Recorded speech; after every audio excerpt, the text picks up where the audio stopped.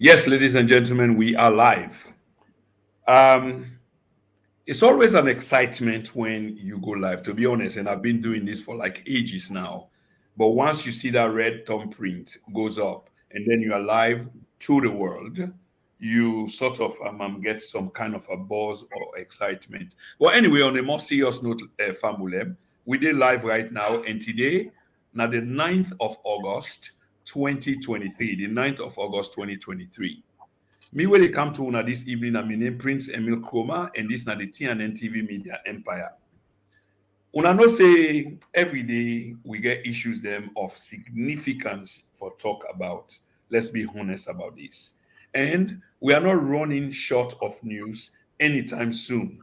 Because even some of the things that we can talk about, even though it go back, but it's still relevant as we dey talk about am now and most likely in the days and weeks and months to come. Dem call am history. It never fades away. And we get special guests dem wey I go introduce shortly. But in this program today, Fambulem, I want for let we take a look at a nascent and a fledgling democracy. In other words, we democracy is new. I get a different view about democracy, but I go save that for now and just use the word as we don't learn for use them, the connotation, the denotation, with everything else where it mean. This is what I want for I would like for deal with and today. But this democracy of us is fledgling. And we get responsibility, both of us, the spectator them, and the one that we get the responsibility for shape this democracy, for make them for work, for actually do things then we will make this democracy solid. Unfortunately, throughout the last few years, this has not been the case. And I repeat, for effect, for the last few years, this has not been the case. For the last few years, it is well documented. We've seen the weaponization of institutions. We've seen the weaponization of we judiciary, of we police, of we armed forces, and many more other institutions. And now we also know why these institutions were being politicized. It's not like it is new, by the way, just for add to that, but it has become rampant. This is my view. I can support my views, and I hope say other people and we able for support them views. Nothing personal, nothing biased, just plain facts. Today, Fambulen, like I said, on the 9th of August, and we want to talk about major things then with we guess them where they come. But let me provide a background, in other words, a context of this talk, what we can talk about this evening. Not very long ago, and to be specific, on the 24th of June, 2023, we country, Sierra Leone, went into a general presidential elections. 48 hours or barely 48 hours after those elections, which were contentious, if I can just add the electoral commissioner, Mr. Mohammed Kone, read to us 60% of the elections result. That 60% they will read. To this day, people are asking who side that 60% they come up from. And Fambulen, this is not a joke, this is serious. Not to Kinjimi Market we talk about, not to Katakumbe we talk about. We talk about the sanctity of a state, a nation state, governed by the principles of laws and applying a system called democratic governance, the rule of law. I hope say una understand that. So when people then ask, how did we arrive at that 60%? I believe that it's a genuine question. And if you get any regard for the people, then obviously when the people, in this case, we will term them as the electorate, they ask questions, say it is incumbent upon you for answer those questions as posed to you by the electorate. However, Mr. Kone still went on for announce the 60%. And waiting with the area now, counting was still ongoing. So the numbers had not been crunched yet. So it's a little wonder where Mr. Kone was reading from. That is yet to be explained. A day later, the balance of the 40% was read. And obviously, from the projection of the 60%, it gave the incumbent a majority at the time, but slight.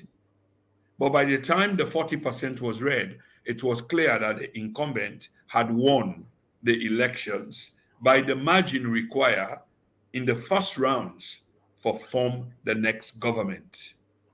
This did not go down well with the All People's Congress, obviously, who cried foul, said, no, this is not fair, and proposed and made many different challenges, even as we speak to this day. However, the man charged with the responsibility for making the declaration of Uda win elections by the ECSL, this is the Electoral Commissioner, Mr. Mohamed Vandi, say that the incumbent president, His Excellency Julius Maada Bio, win the election. Okay? So therefore, Julius Maada Bio was duly sworn in because now so the constitution requires, as soon as somebody win, not to Didiba, I explained this before, because how some of us confused, and so Mr. be confused at one time around this. Why immediately? Why? Suspicion. But no, that's what the Constitution say. As soon as they declare you president, you have to be sworn in immediately, as long as the chief of staff, I say chief of staff, the chief justice is available. So Fambulem, 3 days after the elections, this will have put us exactly on the 27th of June, 2023. The president, as we speak, was sworn in by the Chief Justice. You see, this is interesting because this legitimizes the entire process. And not mean say people can't have question marks around that, but the people tasked with the responsibility by law, by the Constitution, you can go argue later, say, well, violates their constitutional responsibilities.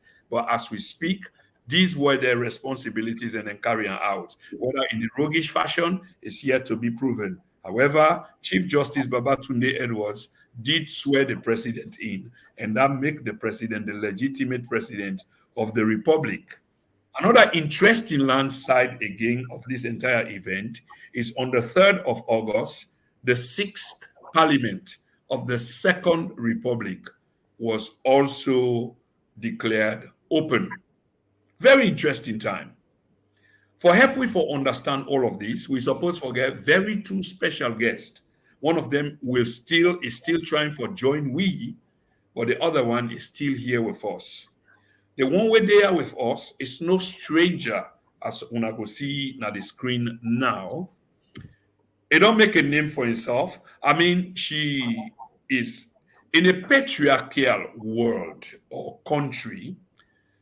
She would be referred to as a very, very strong character. She does presentation, she does monologue on a major platform. You can say the platform belongs to the opposition, but she's doing a great work. I have seen her performing many a times.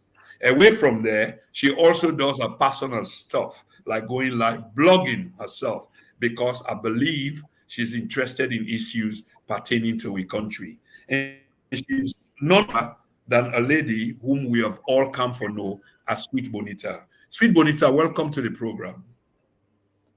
Thank you so much. Thank you. I'm very grateful and I'm happy to be here again. Thank you so much. I've hosted you once. I've not been get a chance for ask this question, and this question is not planned, but it's a necessary question. I'm quite interested in this name where you keen on Sweet Bonita, where you want to be known by. Where is this name from? Why this name, by the way? Well, honestly, it was given to me by a special friend. Okay. And well, my middle name is Onita, my surname is Bahinga. So it's just taken my initial from my surname to my middle name. And because people say, oh, you're sweet, you're sweet. So I was like, you know what? Sweet Bonita, sweet. And always traveling, which means sweet, sweet, sweet. So Yeah. that's just what it is. That's a brilliant one. and fumble them on this note with a can right back. I've been just one for warm up the floor. This na the TNN TV Media Empire. Today na August 9, 2023. My name na Prince Emil Kroma. Two special guests. One is already here. You've heard her, Sweet Bonita Sweet. Don't touch that dial. It's going to be a bumpy night.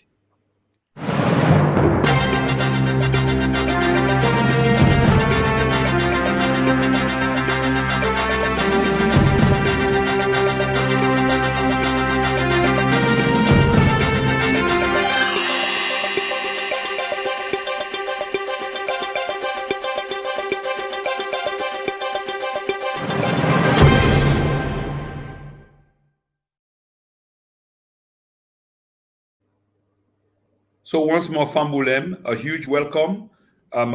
We get Sweet Bonita, of course, and I think say Ia is trying to join. We can see glimpse of they try for join, and as soon as everything is clear for bring Ia come on, we will definitely bring Ia come on. But let me just go straight to the point with Sweet Bonita.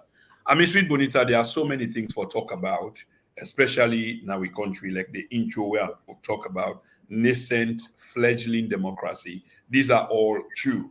And the people that were responsible for protecting this nascent and fledgling democracy is the government alongside with its people. But if the people are not given the opportunity, then they cannot participate because it's meant to be participatory. Hello?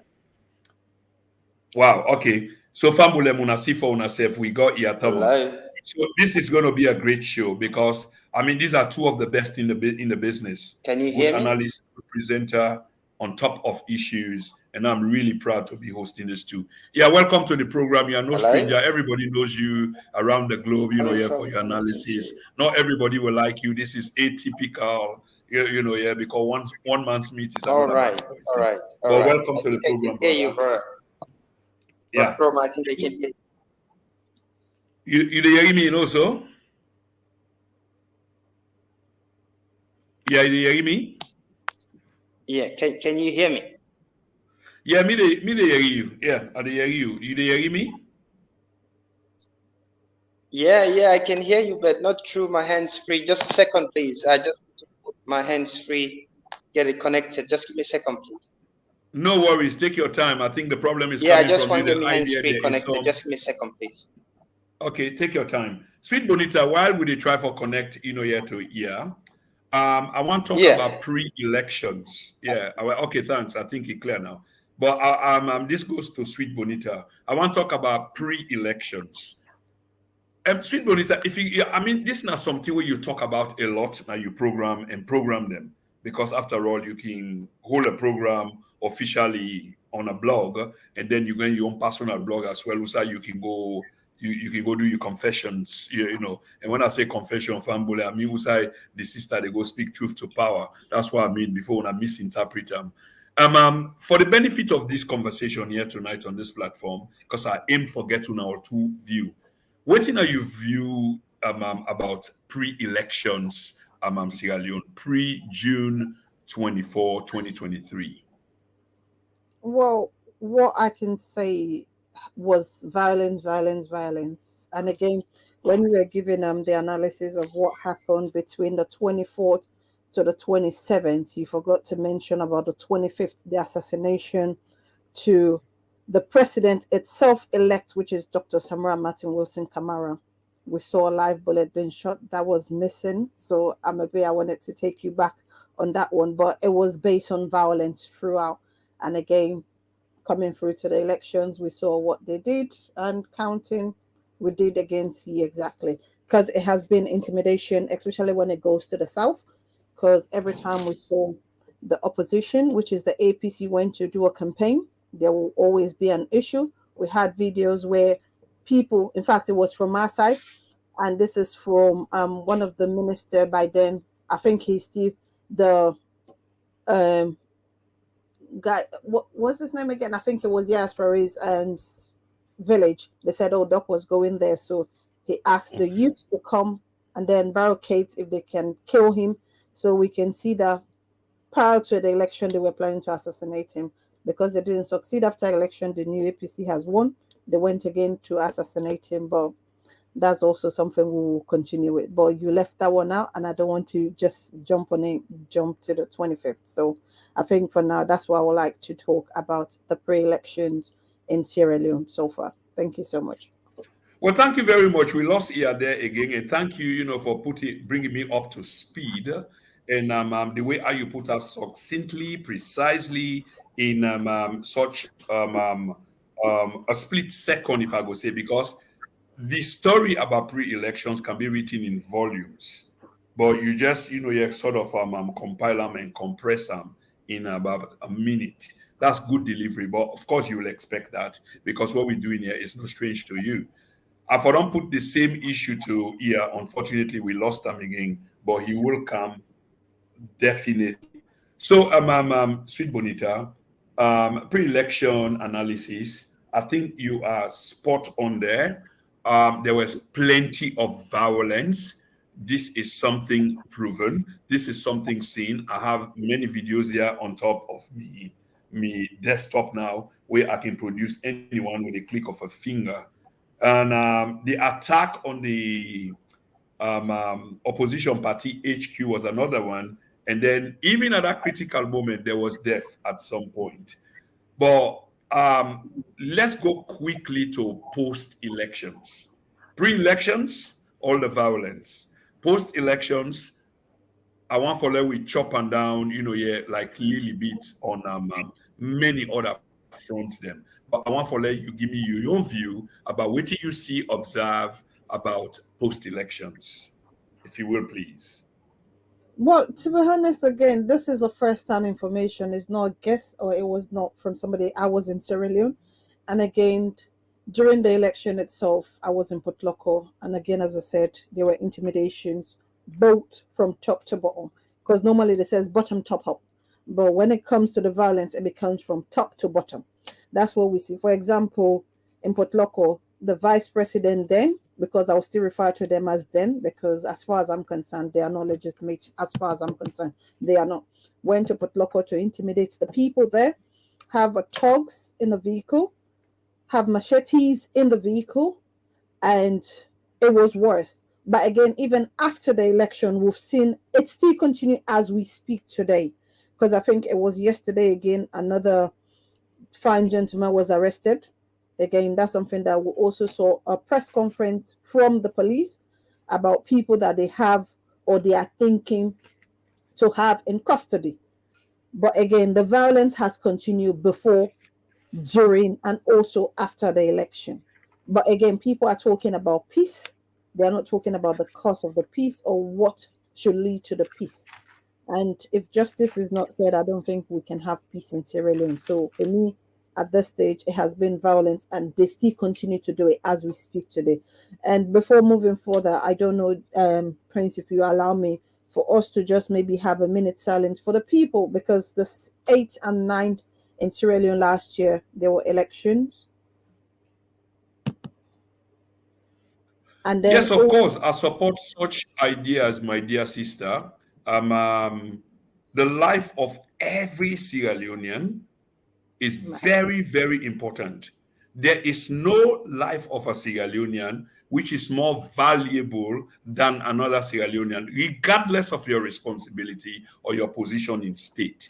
The same red blood run through us, the same nationality we are, the same constitution provides, some guarantees for us. So when a fellow Sierra Leonean loses his or her life, that bothers me a lot, especially under circumstances which most likely might be extrajudicial or questionable circumstances. So yes, I think it's an absolute necessity for us to hold a minute silence to all those who lost their lives during this campaign, before and beyond. So please, I do recognize that when you're ready for the 1 minute, we will observe that, certainly.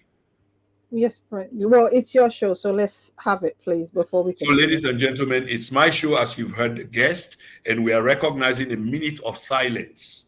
A minute of silence for every life of a Sierra Leonean lost during and after the campaign. So, can I ask for a minute of silence, please? Thank you.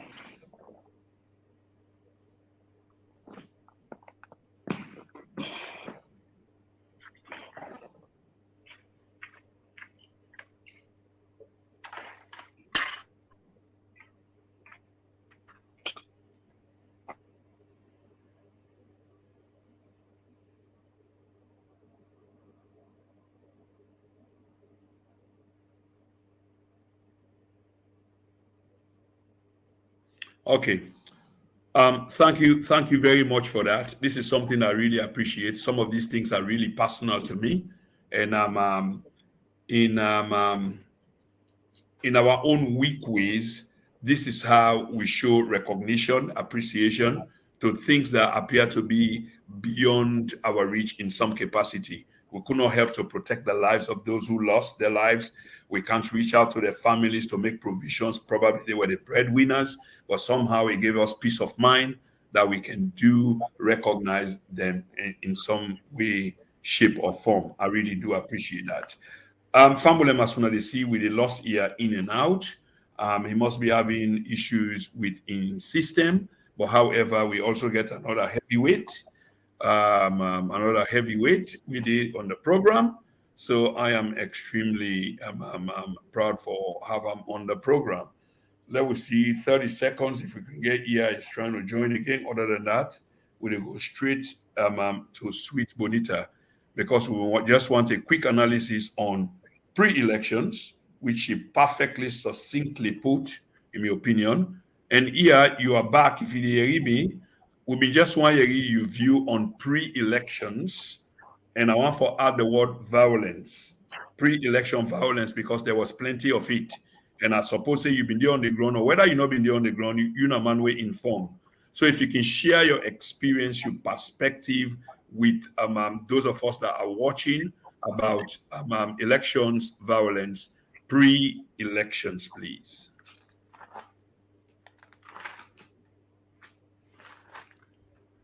Yeah, you hear me? Yeah. Okay, I think yeah, is having problem with the earpiece.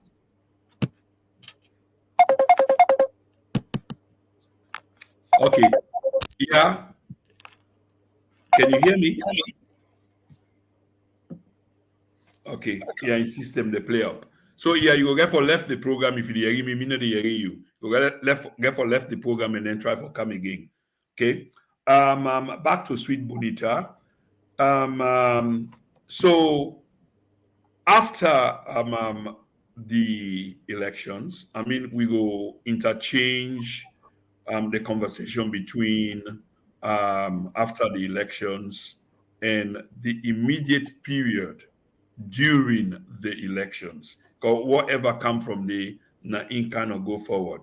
But after the elections, I wonder again which in are you view, Sweet Bonita, because the country, in my opinion, appear kind of divided. Um, I express this seriously because from the polling station or the polling stations, how people can cast their vote and waiting with here, it seems like there is deep divisions in the country. But again, this is not my opinion. You are a public observer, you get a platform, you do talk about these things, and you are well informed. So we go like for your opinion on this. How do you see post-elections after Madabio? Well, you say you not recognize them after they declare them winner. What do you think about post-elections, Sweet Bonita? Well, honestly, when it comes about the vision, it has been there since the first 5 years they were in government, because that's where we saw all this imposed, or let's say coming to late. In fact, it's not even let's say imposing on people, like for example, the Speaker of the House. That's the wrong person, because this is us going backwards. That's from previous 5 years. The Speaker of the House should not be who he is. And also having, for example, the Commissioner for Anti-Corruption should not be. But again, this has always been, when the SAPP are always in governance, we've seen that there has always been a division in the country. And for me, I am from the South. And one thing I say, if things are happening in the South that affect the North, it will definitely affect us, because Sierra Leone is one. Unless we are prepared to divide it into two, then so be it. But who will lose and who will gain? So the division has always been there, and this is why the violence, it's not even hidden. Because, for example, people can come from Bo Kenema Kailang to protest, they'll be protected. which is the right of the people to come out and protest, and they should be protected by those military personnel or the police officers. But if that happens, let's say, for example, in the north or in the western area, which is Freetown, there'll be some kind of a loss of life. And this is the reason saying people within those areas do not support their political party. So because of that, and we've had a statement before from the wife of Mada Bio saying, if you're not a true Sierra Leonean, I mean, if you're not an SLPP, you're not a true Sierra Leonean. So again, that's also something that the SLPP and their supporters are exercising at each point within their governance system. Because again, I'm going back to the south, there was a gang rape of Satalamim. Nothing came out of it because everybody that was involved were supporters of the SLPP. So this is over 5 years and nothing has been done, which there are proofs to who did it. Kamaremba is still in jail. They said for tempting with a minor, again, which is not a minor, but this is a gang rape. Nothing happens. So the division has been there, and it's not something that is going to change today. And we'll see when they were electing people in high positions. If you were from the north or your name, in fact, sounds north, you are out of governance or you're out of work. And it still continues as we speak. So for me, the division has been there. And I think it's not good for the country, a very small country that we have.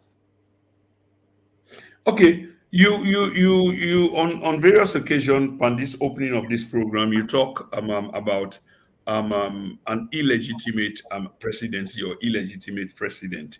He's not your president and he's illegitimate and etc. I wonder whether you can able to add Lily beef to the bone in terms of why you say this president rather is not legitimate.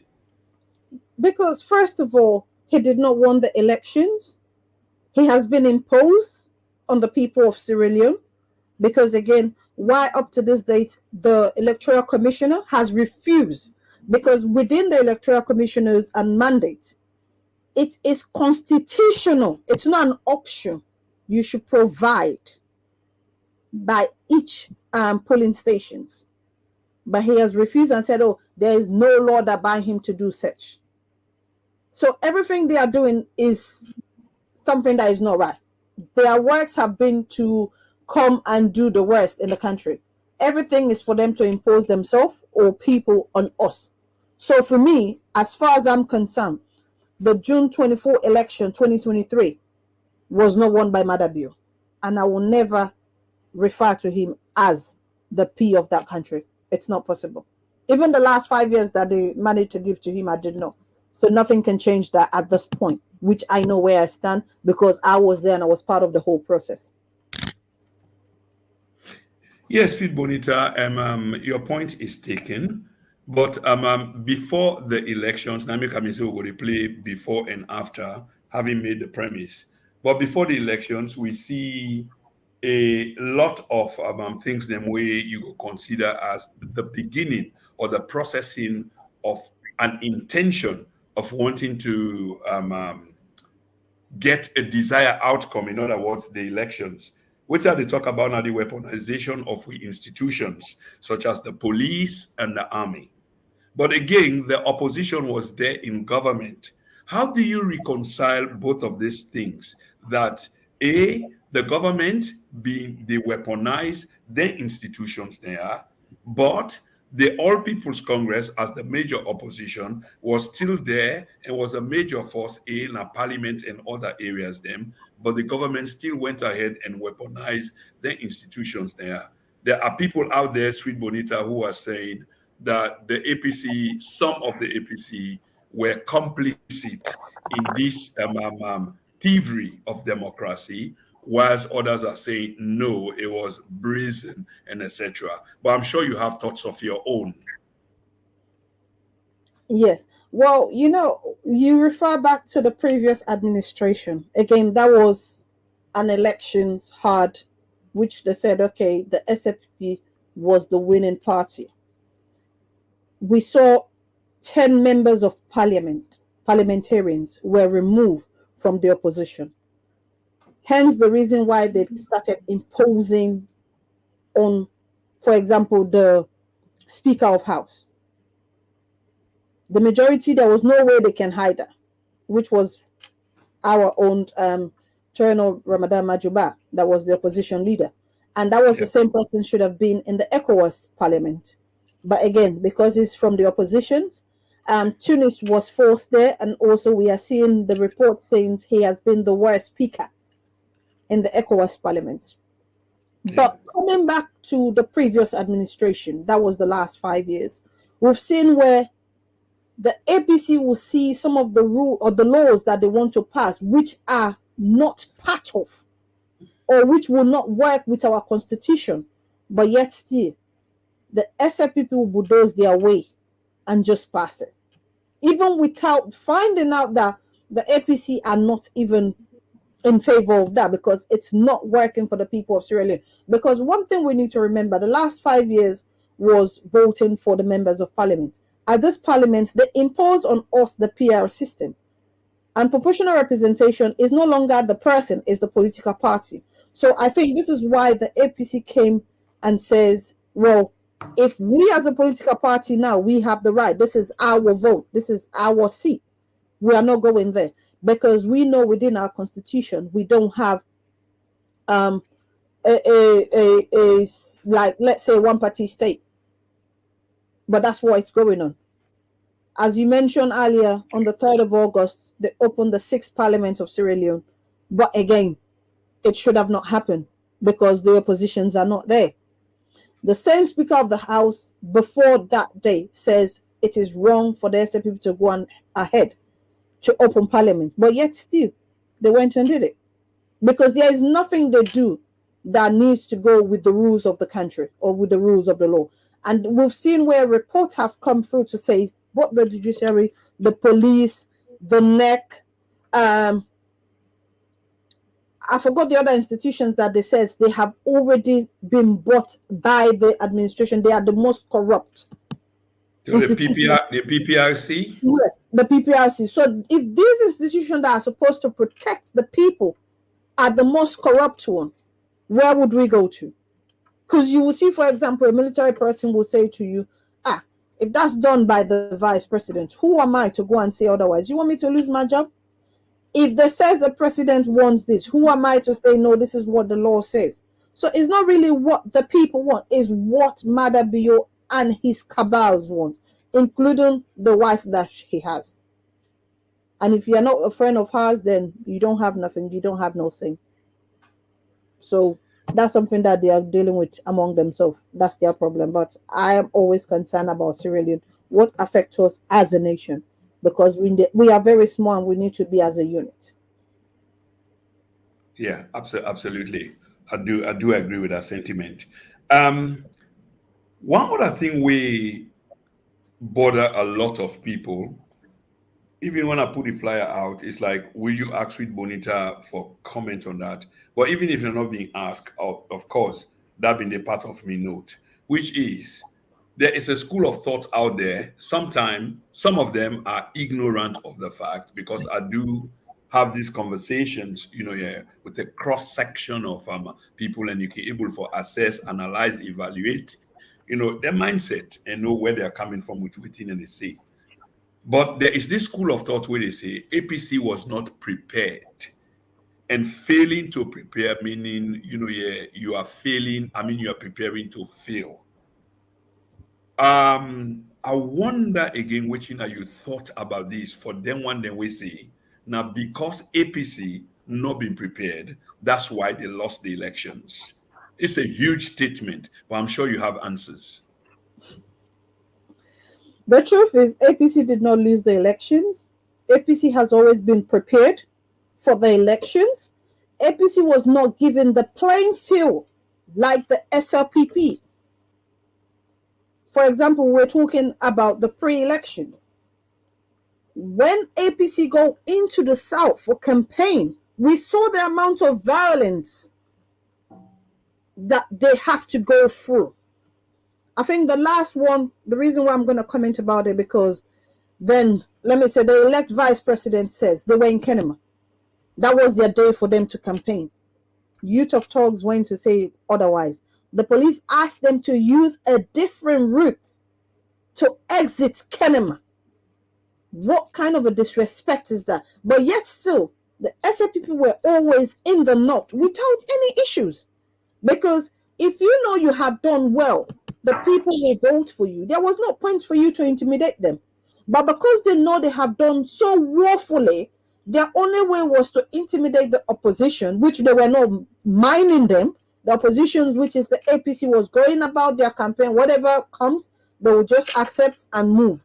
We saw the same situation happen in Kono when they were going there, which to the point, Doc even have to make some kind of a joke about it, says we still came through, because they had to stop them. They had to do so many things just for them not to be able to campaign, which was sad.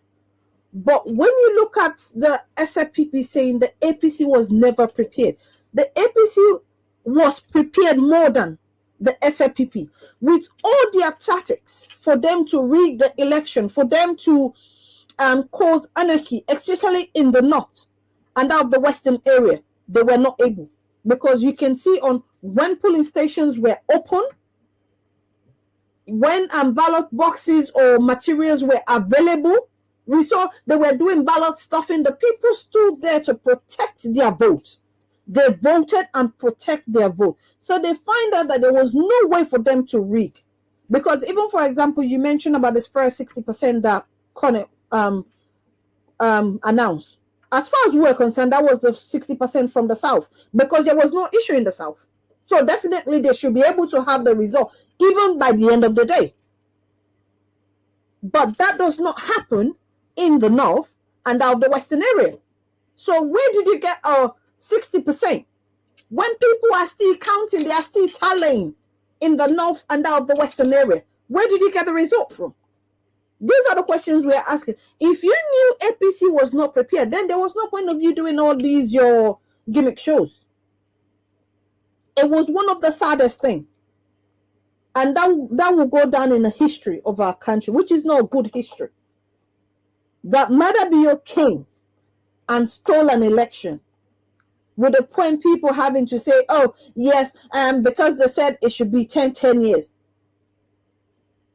What have you done? You came, says within 6 months, you will fix the bread and butter issue. Sierra Leone was supposed to have a bakery. That's 5 years ago. Up to date, the bakery is not ready. During election or during the campaign, few days to the election, they went and it was in Wellington. Says, oh yes, they are there. He went to cut it. And up to now, they are saying to us, coming soon. It's a joke. No, sweet Bonita, I have to pause you there for ask, because even I myself, I believe that I got carried away. So yes, there was a bakery, 2 million bakery or whatever the cost were. But shortly before the elections, the president was in Wellington and appeared to have been in a pastry shop in which they said that this was the bakery. Are you saying something else other than? Please break this down to us. It's not in existence.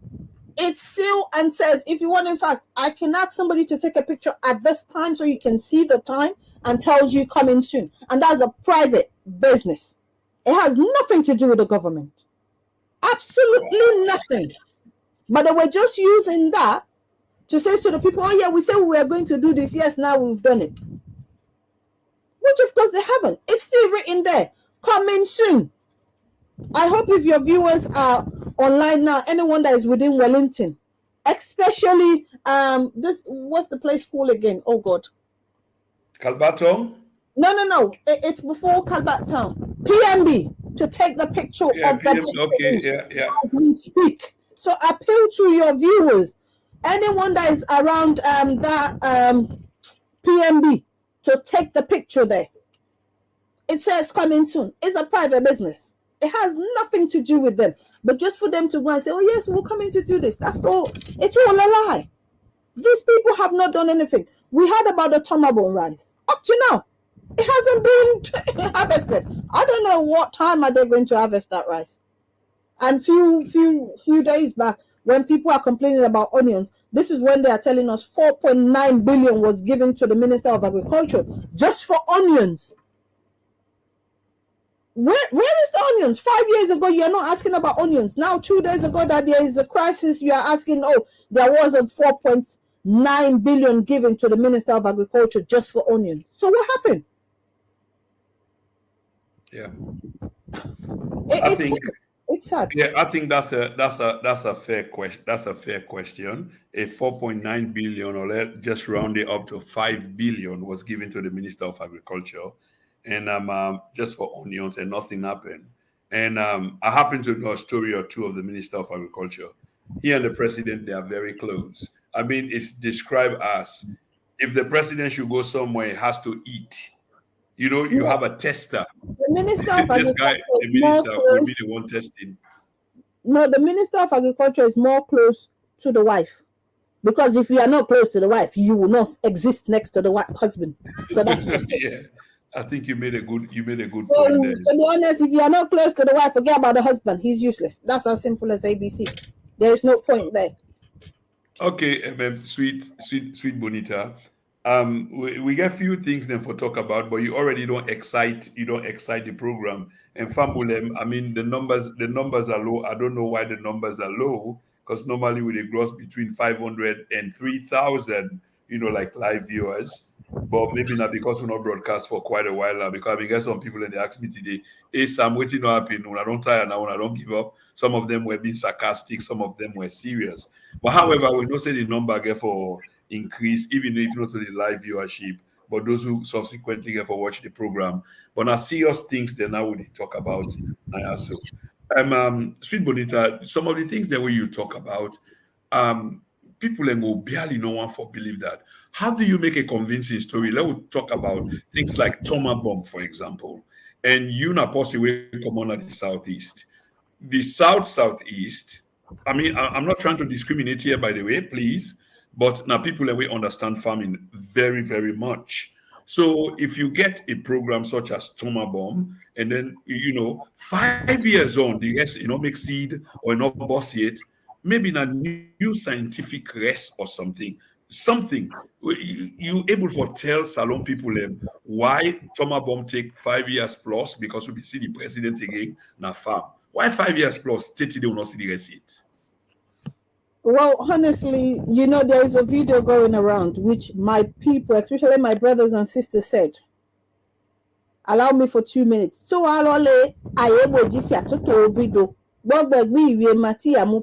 it means they've just brought the machineries. They did not pay them. So how do they expect them to walk on an empty stomach?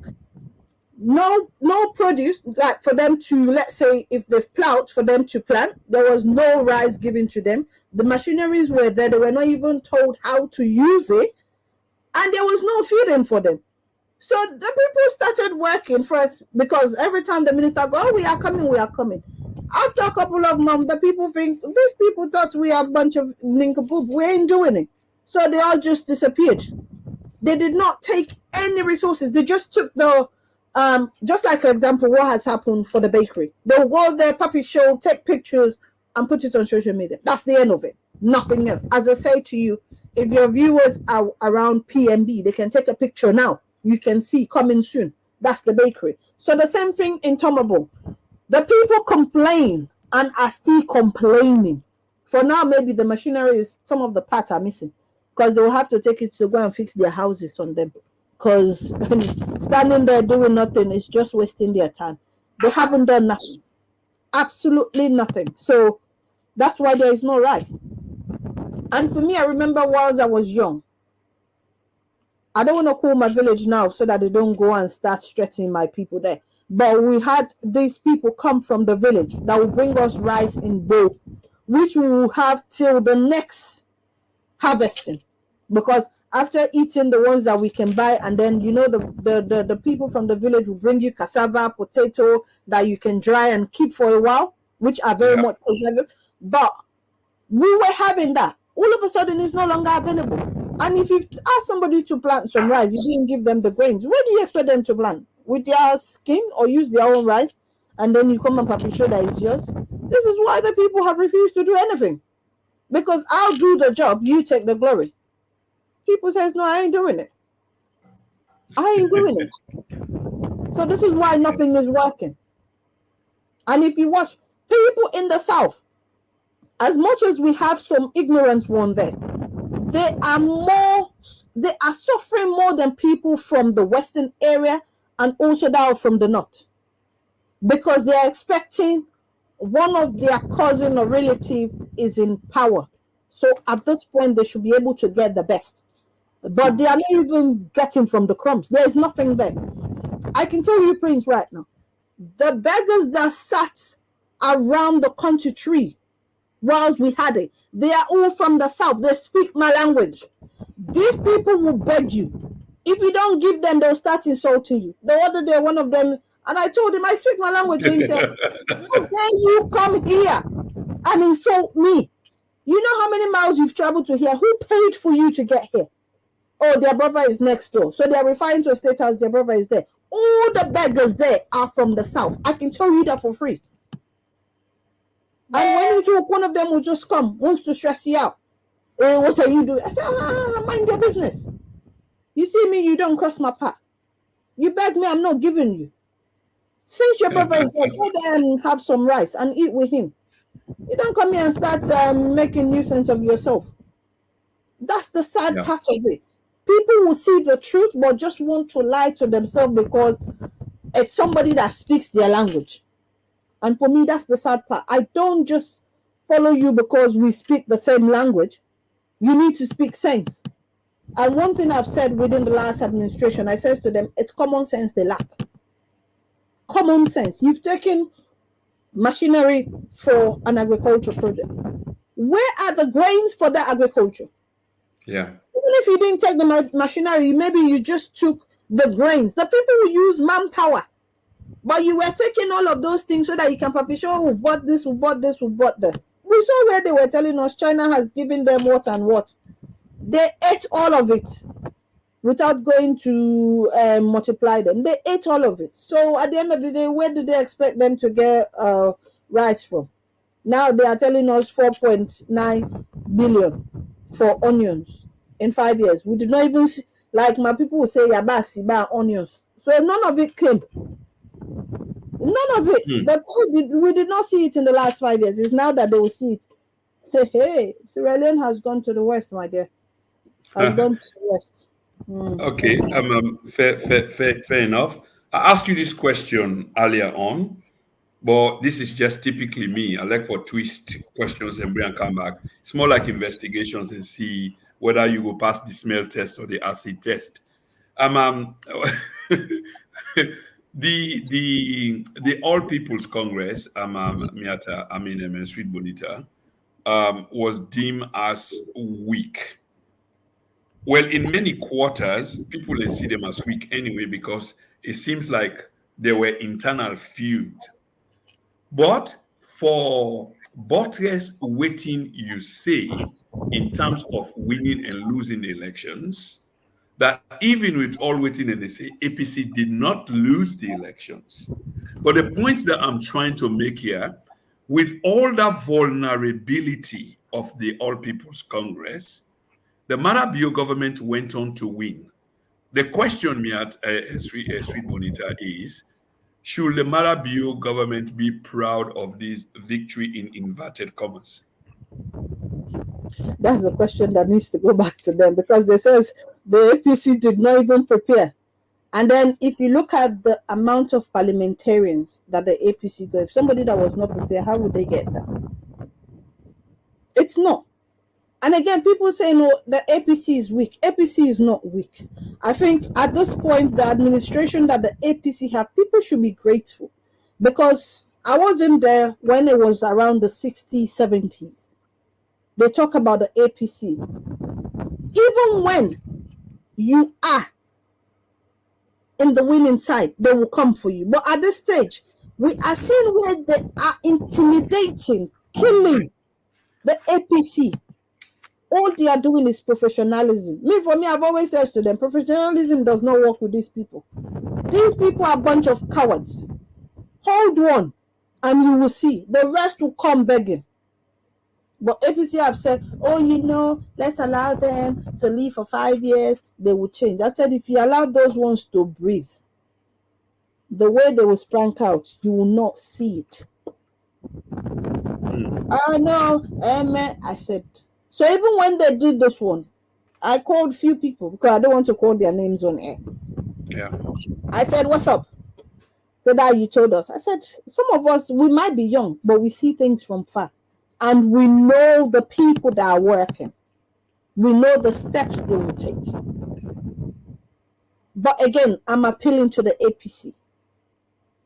Professionalism, when it comes to Madabio and his thugs, should not be applied. Professionalism are for people that respect the rule of law.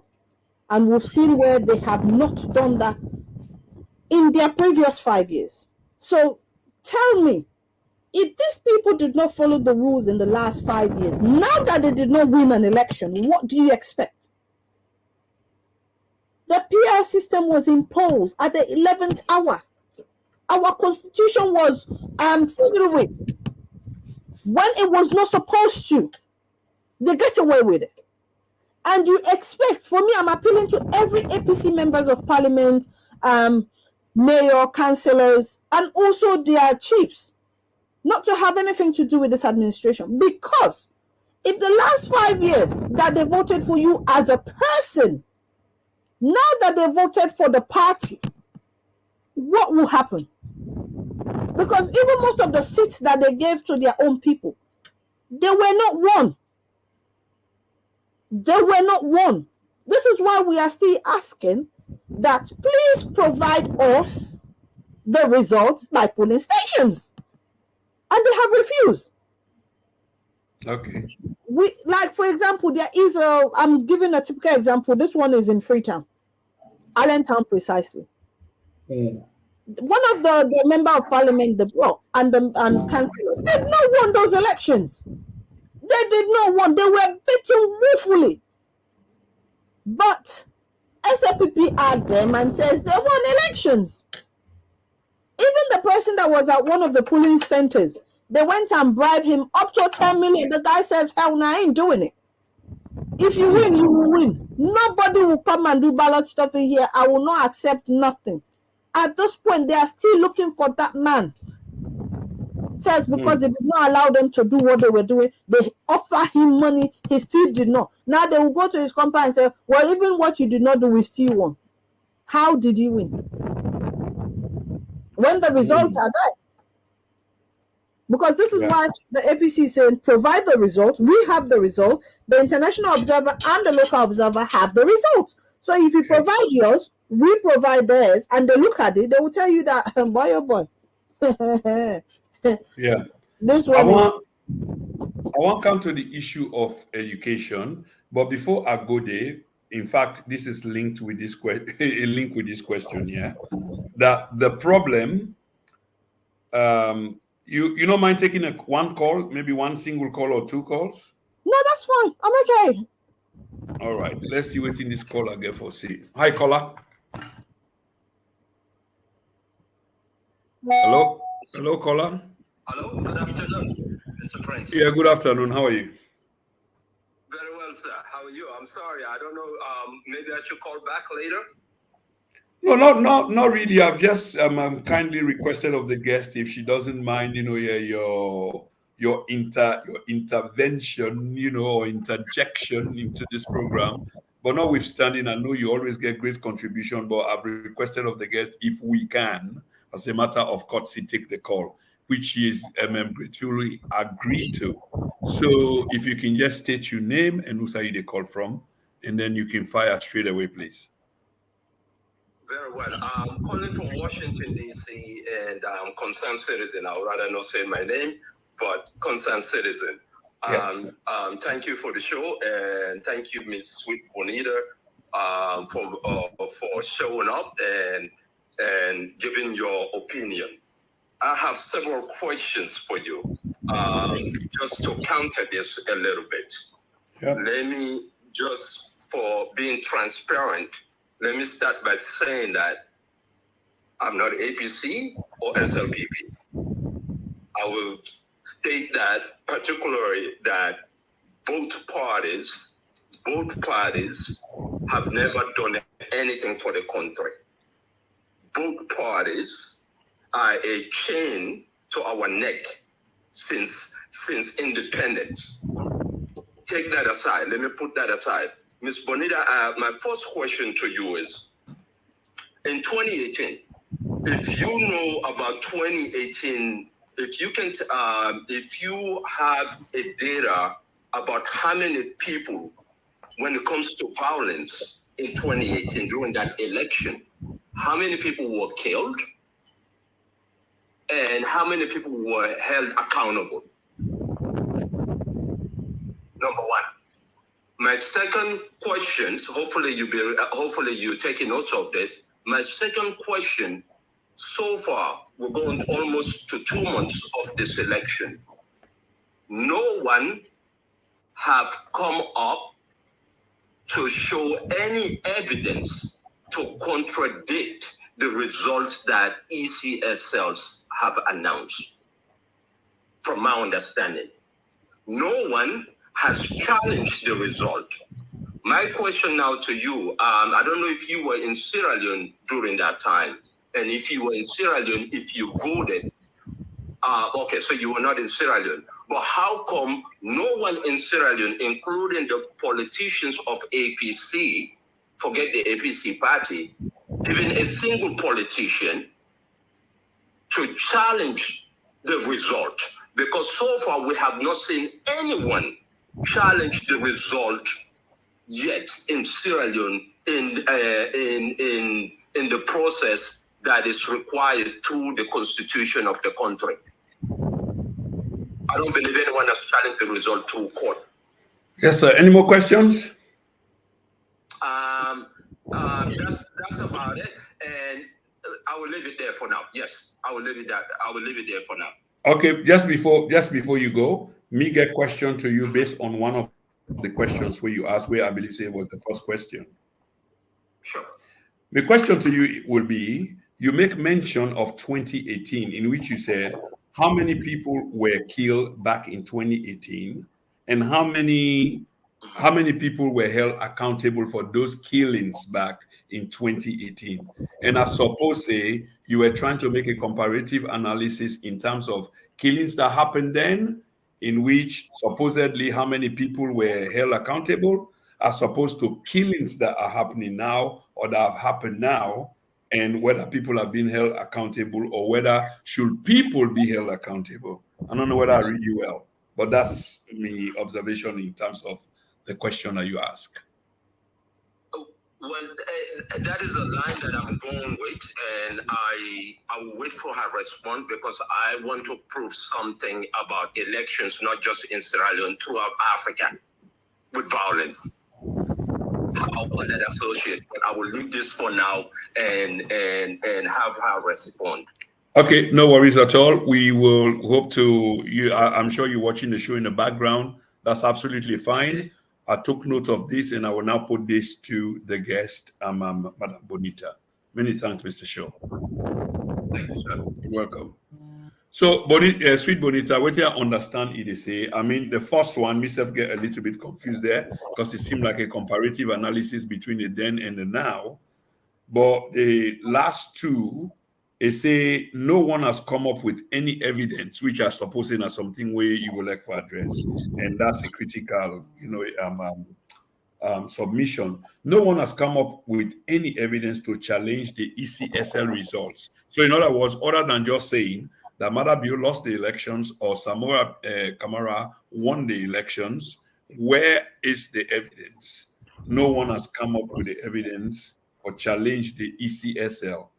And then the second one is say no one has challenged. Oh yeah, it's almost the same thing, but no one has challenged the 2023 elections. So when they say challenge, not a way to only just they say I believe, but taking it to court. Okay. Well, if it's about challenging the results, the APC will not go to court because the court we know are not a court that we trust. Because again, even before the elections, the abnormalities within the electoral commissioner And in every institutions that were involved, the APC made it very clear that we don't trust X, Y, and Z. So for that reason, we want these people to resign. We don't see mind going on with the elections, because if such a person is there, they will do this, they will do this, they will do this. And indeed, that's what Connie has done. And for the caller saying there has not been a result, I think after this, Mr. Prince, I will send you the result that is out. And that result was out, in fact, on the 26th, before Madabio was illegally imposed on the people of Sierra Leone, which is the same result now people are saying also new has published, or people have got it from them. So the result is out there. But at this stage, APC as a political party is not in the position to publish the result. As we've said, and as they've said, it's something that they have. The observers that were there have those results as well. Because remember, the APC has a representation, the international observer, the local observer, and also the SFPP have an observer. So 4 observations were going on, and which everybody in those places, their results marry each other. So there's no 2 ways about it. This is why APC is asking Mohammed Kone to please provide your results by polling stations. But for the caller to ask APC going to court, which court? The kangaroo courts that they have. We can still remember that the president-elect, Dr. Samura Martin Wilson Kamara, is still in court for a project that is going on in America up to now. Wednesday before I travel, we were in court answering questions to something that he has nothing of, but yet still he's there. They said it's of public interest, which is, for me, it's on misuse of public funds, because they don't have the respect for the country, so they misuse the funds in the country. Okay. That is just as simple as ABC. So for him asking for the result, the one that is already circulating, I will send it to you if you don't have it, Mr. Prince, to share it with him. But expecting APC to go to which court? Which court? Because even when they knew APC has won the election, we saw where they have already written a letter to go and put an injunction, says they are disputing the result. The next thing was to put Kone under gunpoint to say, to announce them, because they know that they did not win the election. It's not a hidden secret in Sierra Leone. Okay. Many thanks for that. Hopefully the anonymous caller will call again for either buttressing point or take your submission home, which you go happy for accept. But Mr. Sebi want challenge something where you see, but I just look it up, even though I think say not to that you actually mean. In other words, the president-elect, we're happy for Dr. Samura Kamara. Yes. As so far as I'm concerned, he's the president of Sierra Leone, not Madabio. I will never in fact, even the last 5 years, I did not refer to him as a president. Not now that I am there and I've saw he has stole the election. I cannot. Yeah, Samura was the winner of that particular election. So, Sweet Bonita, the point here is, I mean, that could be your personal view. That's what you hold. But if you cannot justify that, I can justify it because I have a documentation to that. I have a documentation to that. So the caller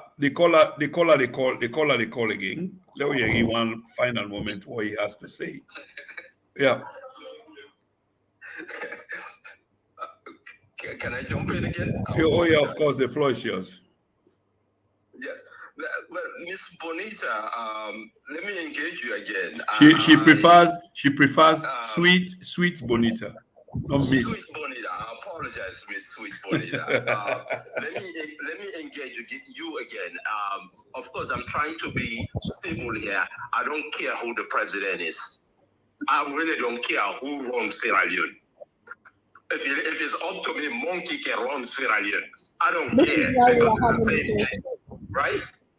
You just stated even the last election, the previous election, you did not recognize. No, me, I election did not. the international community and Sierra Leone as a whole recognized, and everyone in the world recognized, and you did not even recognize that election. And you continue to this day not to recognize that election and not to recognize this one. And again, you say you have a result.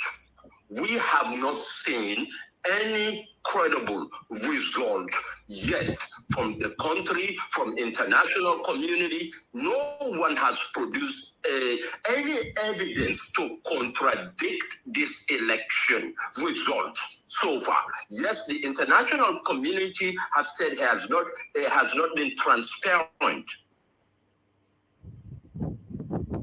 Yeah. But we have not seen any evidence. You talk about the courts being a kangaroo court. But number one, that is very dangerous. What are you telling every Sierra Leonean? And so that every Sierra Leonean today, the regular Sierra Leonean that have issues, they should not go to court because it's a kangaroo court. So no Sierra Leonean right now should believe in the judicial system, period, in the country. But Mr. Kola, she's got. I don't agree with that 100%, but she's got a point there because there are precedents that you can relate to, that you can cite, which buttresses the claim that she's making. If you cannot have redress, and I'm not saying that the APC should not go to court. I'm just saying there have been precedents in which if somebody has some hesitation, some trepidation as to why they have to go there, it seems like it's based on a founded principle that I cannot trust the judiciary. Mr. Prince, just a quick one. Let me just interject quickly. The 20. Mr. Shaw, I mean, Kola. No, Kola, hold on 1 minute. Sweet, you want to say something? Yeah, the 2018 election, there was an injunction made by the APC. As we speak, that injunction has not been heard. So you expect the same APC to take this one that was a daylight robbery again to the same court. This is why they said no. Members of Parliament were removed. Their cases are in court. They have not been heard. Or any case that related to APC will not be heard. All right, Bonita. So, Kola, I believe that the case she's relating to is a case that I'm really familiar with, a case where I really follow. In other words, there were, I think, about 10 APC parliamentarians that were kicked out of Parliament. And the judiciary then blessed that decision day. But the APC equally injuncted a number of SLPP parliamentarians. Whilst the case against the APC was hurriedly heard, the one against the SLPP has not been heard to this day. That's what she's referring to. Well, okay. Mr. Prince, again, and Miss Sweet Bonita, I am not here to say that the court has not gone against APC. I'm not here to defend the court.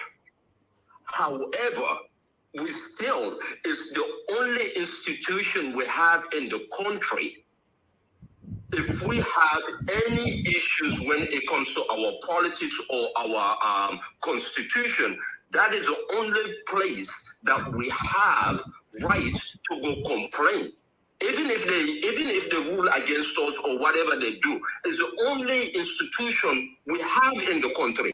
You cannot just say, based because this institution have ruled against me before, therefore, we cannot go to that court and provide our evidence that we have, that we believe that the ECSL have corrupted the election. Okay. Why not forget the court, for example? Why not go there and provide your evidence for the people of Sierra Leone and for the international community? Okay, let me just add to this quickly, then we get for move on. We get few things they will want cover, and we quickly they run out of time. Sweet Bonita, me don't say publicly that I support the idea of going to court. I do understand, and I just make the case again, as I understand them, on why the APC no want for go to court. But I put this to you just like the speaker they say. If you want for make your case, even though you get question marks about the judiciary, if you want for make your case, don't you think that you need for take the case to the judiciary and prove them right or wrong, instead of passing judgment based on precedents? Say, well, if it don't happen before, but then you need help in this case. In other words, you can go outside and go make your case on the outside. But even if the APC were to go outside, there will be a question: have you exhausted your system within? So I put on to you again. You not think say I find it difficult. I understand your point, but you not think say the APC need for go challenge the court now their own gun. You don't think so? Okay. No, because to be honest, as far as I'm concerned, and again I'm saying this on a personal level, the APC have all the evidence. This is why they are requesting for the Electoral Commissioner to provide one. Because again, the result people are asking for APC to provide, APC is not in the position to provide that. And APC will not be the one to put it on public domain. It will be illegal. So people are saying APC should provide it. APC cannot do it. It's not like they don't have it. Mr. Prince, people need to be very careful. There is one rule for APC. There is one rule for SFPP. Things that SFPP will get away with, even by just the thought, say APC is thinking of this, they will be arrested. Why were there an assassination attempt on the president, which was Dr. Samura? Why? Because to be honest, they said they are having press conference after election. Why would a live bullet been fired there? To the point we lost a senior citizen that have suffered her life to protect life in that country. Her life came short. Okay. Why? If really the SLPP think they won the election, why all that? But if people are expecting APC to publish it, it will not happen.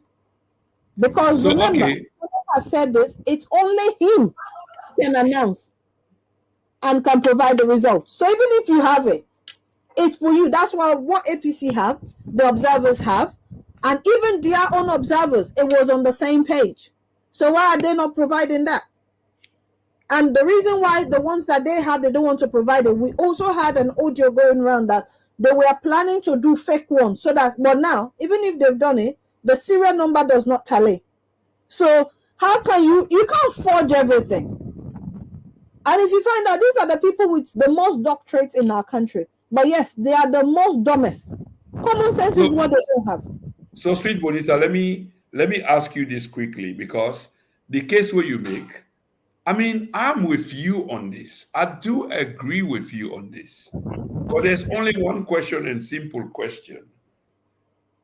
If what all you are saying is the case, what then, or how then, you intend for prove this case here?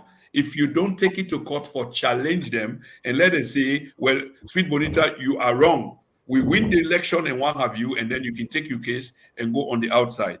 But you are saying that you're not going to challenge them. How then, and this is a serious question to you, how then does the APC intend for take this case forward? Okay. If you can remember, I think it was less than 6 months to election that the PR system was imposed on us. So based on the PR system, we should not even be having parliament because the oppositions are not there. We can't have a one-party state. So this is why you can find out now, again, they've had another chicken that has gone down to Sierra Leone, telling people they will ask, or they are at the point paying members of parliament from the opposition to come into the world of parliament so that they can say, oh, the opposition are here, so it's no longer a one-party state. So if in the next 3 months, as the APC has made it clear, people that they've given symbols to should not go to the world of parliament. If it continues for the next 3 months, then definitely that's when the people will know where APC stand. So if you see again, as I said, before the world of parliament opens, the same Speaker of House says they should not even think about it if the opposition says they are not coming. So they know exactly what they are doing. They are playing mind games. This is why now they are coming. Oh, APC is planning assassination. APC is planning coup. APC, they have been saying this from the last 5 years. Now you have wrongly come and announce yourself as you are still singing the same song. I'm sure the people are even tired. That's just what it is, nothing else. So for some of us, we are waiting for the 3 months and then we see where we all stood. Okay, caller, you get one final contribution. I need for make progress. I get a few questions to ask the sister. Okay, sure. My last contribution is APC can continue this, and I'm sure their supporters will continue this to fight this case in the media, which is not really serious. If they really want to fight this case, we have a court system to fight this case. And since they refuse, again, to fight this case in the court, what that tells people like me is that you don't have any credible evidence whatsoever. You don't have any credible evidence, or else Salon Man will know so, Salon Party will know so, APC, if APC have the evidence, they would have come out the next day and show the whole world. Well, anyway, on that. And the evidence, my brother. They would not hold on to it for 2 months later, so that we have a constitutional crisis in the media. This is a constitutional crisis in the media. It's not based on anything else beyond that, because they refuse to exercise their constitutional rights. Okay. Go to court. No worries at all. Yeah, I want to say thank you very much, for this contribution. Before we go to the break, and I want to tell the sister thank you very much. I just want to ask on issues pertaining to investment in education. There's plenty of talk around education, and we hear from some quarters that even the last government, before the Julius Maada Bio government, did not do anything about education. In fact, they help for make education redundant in Sierra Leone. So I wonder, Sweet Bonita, waiting now your idea or perception about the investment in education in Sierra Leone, and not only that, the provision of health and infrastructural healthcare as well. What's your thought, my dear sister? Well, to be honest, I'm just gonna have an overview of most of these things. When it comes on health, I want people to still tell me if the under 5 still receive free medical care in Sierra Leone. Under the APC, it was. Then secondly, on education, there were free, in fact, there were subsidies for university students. Primary to secondary, they were free. Now that they said it's free quality education, you pay more than what people were paying before. And we'll also see, even before this time, like the last 5 years, we saw where people were making videos. They took their child, they'll tell them, oh, that's for the president. When you come to this school, this is what you have to pay. You pay for this, you pay for this, you pay for this. People make videos. They lost their jobs. Because as far as they were concerned, they were sabotaging their plan for free quality education. The one that was there, free quality education, now they've put him to where? Chief of staff next to the president again. To do what? I said, if Fatima don't like you, you will not exist. You will not see anything. So at the end of the day is what they are doing. There is nothing else. I cannot compare. Sometimes people come to compare the 10 years to the 5 years. It doesn't even work. Because the way things have gone in the last 5 years, if that's how it was in the last 10 years, I don't know if we will have the same Sierra Leone. Infrastructure, I want these people to come and tell me what they have done. In terms of infrastructure, let's be honest. They were telling us it was cosmetic roads. I think it was 207 till 209, 210. Wilkinson Road Wilkinson Road. When you come from I think it's there where the stadium is going up, it will take you more than 3 hours getting to Lumley. Yeah. From Lumley going towards the college, it will take you another 2 hours because the whole place they said cosmetic. Now, where is their own? We can't see. Okay. Sweet Bonita, what do you think about the population as a whole? Do you think, of course, I can second guess your answer. So therefore, I go say, with the answer to this question, I for try for justify your answer. Okay? Which is, do you think that the population or the people generally are happy with the Mother Bio government? And if it's no, which most people go suspect, will you say why the answer is no, please? Well, it's not why it's a no. It's written boldly. You know, when it comes to, like, for example, in their manifesto is about human capital development, youth empowerment. For now, the best empowerment, and I'm saying that with no animosity, the best empowerment SLPP has given to the youth is the Kush. That's the best that they've given to them, nothing else. We saw where a certain community coming to say, if we see you with Kush, we will beat you and beat it out of you. That same Kush is being sold by the second man in there, Jude, is in charge. So tell me, there is nothing that the people are not happy because, first of all, when they were coming, JJ Safa said 6 months, they will fix the bread and butter issue. Everything has gone up. So how do you expect people to laugh at you? I think there was, even though now people are making comic out of it, there was a little girl selling onions on TikTok. It says 20,000. The man says, why? He said, go and ask Mother Bill. Even when you go to the market, you meet a child sitting, their mother is selling stuff, you start negotiating the price. They say they're under Mother Bill in government. It's not possible. These are little children telling you what they are going through. Before you can buy maybe a biscuit for 1,000, you don't have 1,000 biscuit anymore. It's 2,000, 3,000, and these are little things. You just put on your tongue. For those that are Christians, when you go and then they give you the salmo, you put it on your tongue. It just dissolves. That's it. So it's not there. And the people needs to have food. It's simple. If there is no food, how do you expect people to really be comfortable? Yeah. Even the day after election, because for us, again, as I said, I'm from the South, a proud one, but I'm APC. My whole family is SLPP. So am I going to hate SLPP? No, I will never. But again, even after that, now, from the last 5 years to now, even best of friends can become enemy. Absolutely. Because they said, because that person is APC, you don't speak to them. That's not the life we have been living before. You be SLPP, I be APC, we still move. Yeah. That's just what it is. Even after the election, we saw some group of girls singing, like SLPP, now we all there suffer. Because they were in a community, everybody was campaigning for their own party.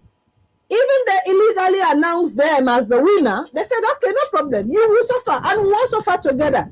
And when they saw the lady coming wearing the power pad, they said, she's coming, let's come and sing for her again. SLPP, now we all, so taking it as fun, and we move. But only under this administration, you become enemies. If you're SLPP, I should not speak to you. Or you should not speak to me because I'm APC. What? Yeah. What happens if you're no longer in governance? Yeah. You start saying the is proud. That's the problem. Okay. Miata, one of the problem we not only Salone, but of course, Salone, it becomes so serious every day. is the idea about citizen not being able to enjoy the benefit of the resources. Most times we are resources rich or we country rich, but then only few the benefit, not the people.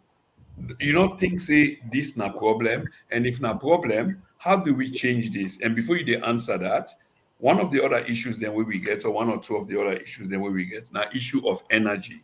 And the reason why I want factor this inside this question is because I talk about resources. If people and they benefit from the resources, now then thing they then will benefit from health and energy, but yet the people are not benefiting from any of these. If you agree with me, how do we change this narrative, my dear sister? Okay. You know, most things that happen in our country are by investors. Somebody goes with their idea. Even the free quality education, the reason why they have failed woefully, it was somebody else's idea that was stolen. And if you steal somebody's idea, you don't have the knowledge of what they were planning to do or where to get their resources from, you will not succeed. This is why the free quality education failed. It was somebody else's idea that was stolen. And the person was refused to be given the credit. So he says to the donor, well, these people are not serious. So hold on. Maybe when the next person comes that will acknowledge me, we'll move. For example, we are struggling in agriculture. Somebody goes, oh, I want to come and invest, let's say, $50 billion. All I need is a land. Then the government will come and says to you, well, out of that, your 50 billion, I need 30 billion. I need 30% before you even invest it. Then when you are investing, I need this. So the person will look, wait, I am bringing everything. All you are asking is for me to give you my hard-earned money when I'm here to develop your country. This is why we are failing as a nation. People will take ideas. Because if you allow somebody to invest there, they can't take it back. For example, we are having all these our minerals taken out, processed in another country. It should be processed in Sierra Leone. That creates more jobs for our youth. That creates more jobs for us because they are having expatriate. We can live here and go and work there. I was saying before, even if I have to be a cleaner in my country, as long as at the end of the month I will get paid, I will work for the government. I don't care if they are paying me 500,000. At least I know I am paying back to my country. But you will work and not get paid. And how would I survive? This is why there is the highest of corruption. Somebody will go with investment. Let's say, oh, I want to open a pharmacy. I want to do this. I want to do that. How much do you have? I have this. You need to give me some of that money. Then when you are doing this is... So the people will just say, okay, no problem. They will carry their money and return back. Because I have come to help you and you want to ruin me. If I haven't invest and you are making this such a demand, how much more I invest? Yeah. I'll be tying myself down. You know, people go there, they say they do visibility study. They don't even know the word visibility study. Because if I've gone there, you've given me all this and I know at the end of the day, I will not benefit. Why am I continuing? I will just return and find another country. Sierra Leone, we are so blessed. We are rich in everything. Our leaders are cursed. That's our biggest problem. The leaders are our problem. Okay. Because for me, I've always said, even let's say after all these APC come into governance, they misbehave. I will be on social media because nobody will stop me. Nobody feeds me. Nobody clothes me. Everything I do it for my... I'm not like one of those people, you support the party even when you know they are doing wrong. Not with me. Nobody an obligation.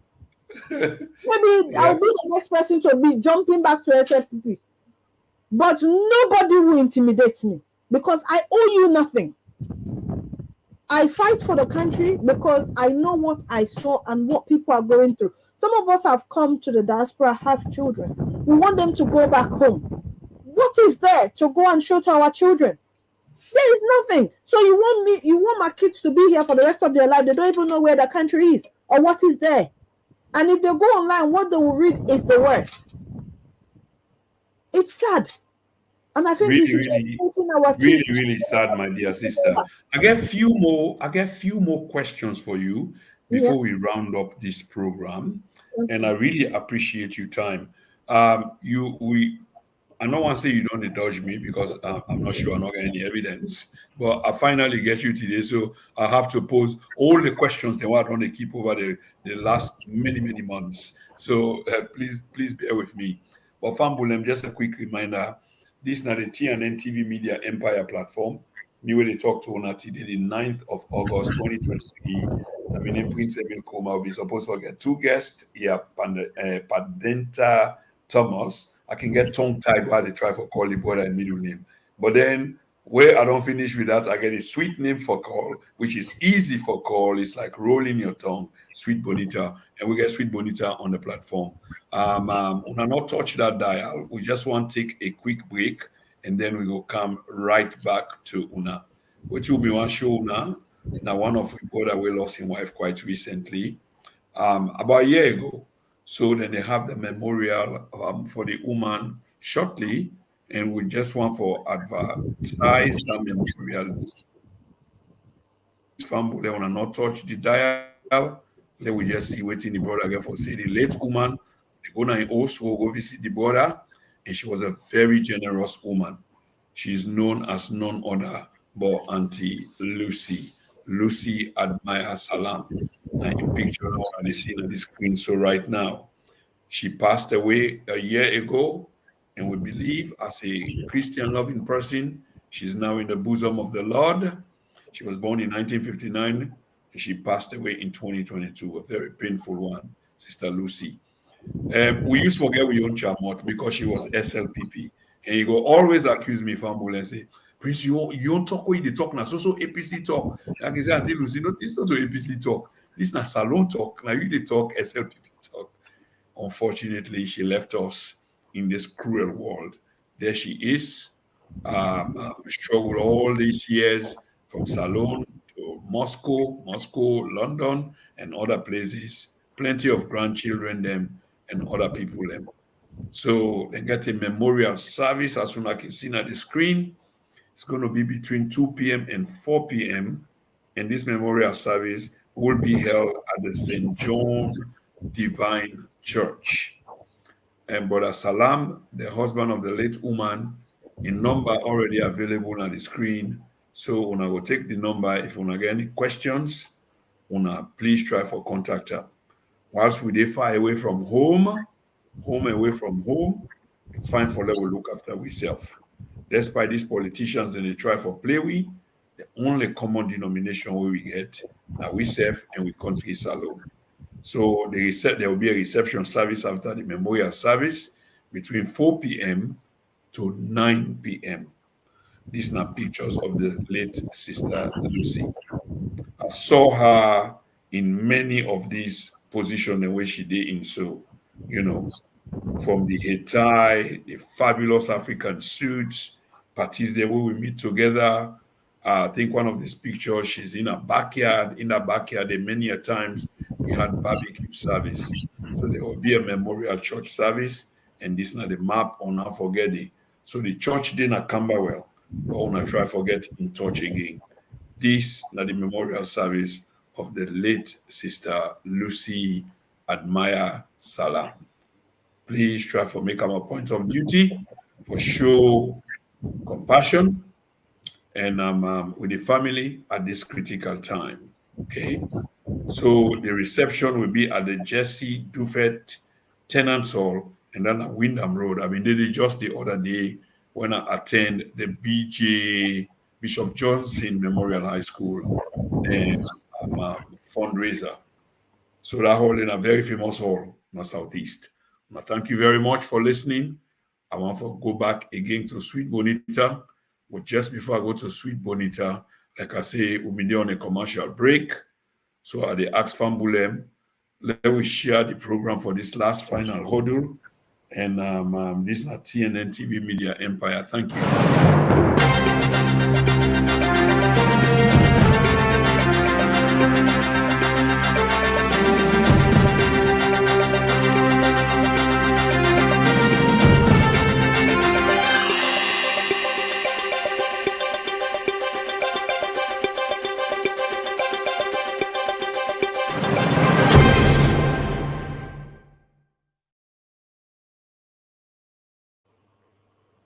Bulem, welcome to the second and final half of this program. Sweet Bonita, the past 5 years of the Mada Bio government in terms of economics, it was really doom and gloom. Let's just call it as it is. Despite, we've been fed with messages of hope here and there, but it was actually doom and gloom. My question to you straightforward is, do you have any faith that the government will turn the economy around this second half or whatever time they get there? It's not possible. They normally says a marriage that is going to last is from the bachelors. If the man came the first 5 years, he has kill, do unconstitutional act in our country. What do you expect as its exit point? Even though, yes, most of them are preaching now that, they will not leave governance till 21,000. So you can imagine such a person is not even ready to work. If you have work, you can say, well, I need to do an extension. We saw when the former president, His Excellency Dr. Anes Bakroma, worked, people came and says, go for the third term. But he knew it would be wrong. That's not constitutional. So he says, no, I will not. Because he refused, this is why some people still have some bone to pick with him. So when it comes to murder, he doesn't think. He just acts and moves. So that's just what it is. Well said. Well said, and many thanks for that. At this point in time, I want to ask you about the Commonwealth and other institutions, international institutions, who were very critical of the elections. In other words, preliminary report from the Observer Mission representing these donor partners, or whichever way you want to call them, said the results did not reflect the will of the people. Well, as we speak today, the question to you, are you disappointed by the lack of action that probably you and other people will have expected for this international community to have taken based on waiting and see about the elections we they observe? Well, mostly people, what they're expecting is to go there today, remove and put. No, that's not how it works. In anything, you need to allow the person to reflect and see if they'll have a change of mind. Because we all know it's not a hidden secret. Mada did not win the election. He has imposed himself. Maybe he will wake up if Fatima is not there to say, you know what? Let me go and just give this people and said I'm walking away. And I said this before. I think just after 2018 election, after again they said he's the president, when he was not doing well, I asked him. I said, you cannot succeed because everybody that you're supposed to work with, you have decided to put them on one side. And people that you're working with do not know their left from the right. So it means you will not succeed. It is best for you to resign so that they will come around and say, well, when that man knew he will not succeed, he resigned, which would be one of the best achievements you can ever make. But you will sit there for the next 5 years and still not achieve and do woefully. And indeed, it happened. It's a disappointment to me because whatever wrong or whatever has happened in the country, I feel the pain as a Sierra Leonean, because if you say to somebody now, oh, I'm from Sierra Leone, they say, where they stole that election? There's nothing good people want to say. Is it where that man is killing? That's not something I want my country to be known for. It's like before when Ebola came, when he says Sierra Leone, they say Ebola. I'm not Ebola. My country is not Ebola. It's a disease that came. But the way murder has come is more than Ebola. It's more than Ebola. And at the end of the day, there is nothing. Because we've all seen. There was a time, I think they had Dr. The farmer on air. He was talking about the economy. When things happen, you come back to the people and explain to them what is happening, what has happened. And then find a way to fix it. But with these people, if you come and tell them, they will be looking for your head to cut off. They don't accept criticism. Even when you give them solutions, they still don't look out for it. As far as they are bent on going that way, that's it. Nothing changes. So they will not succeed. I am not happy that they will not succeed because it comes back to me as a Sierra Leonean. They will not succeed because they just don't want to succeed. That is the biggest problem.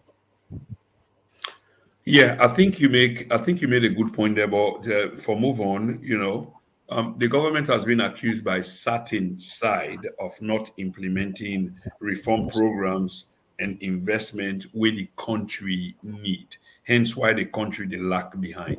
I wonder whether you agree with this sentiment expressed by a certain quarter of Sierra Leonean people. And I repeat, the government not they implement reforms, then basically they focus on other things them which are not critical or of priority to the nation.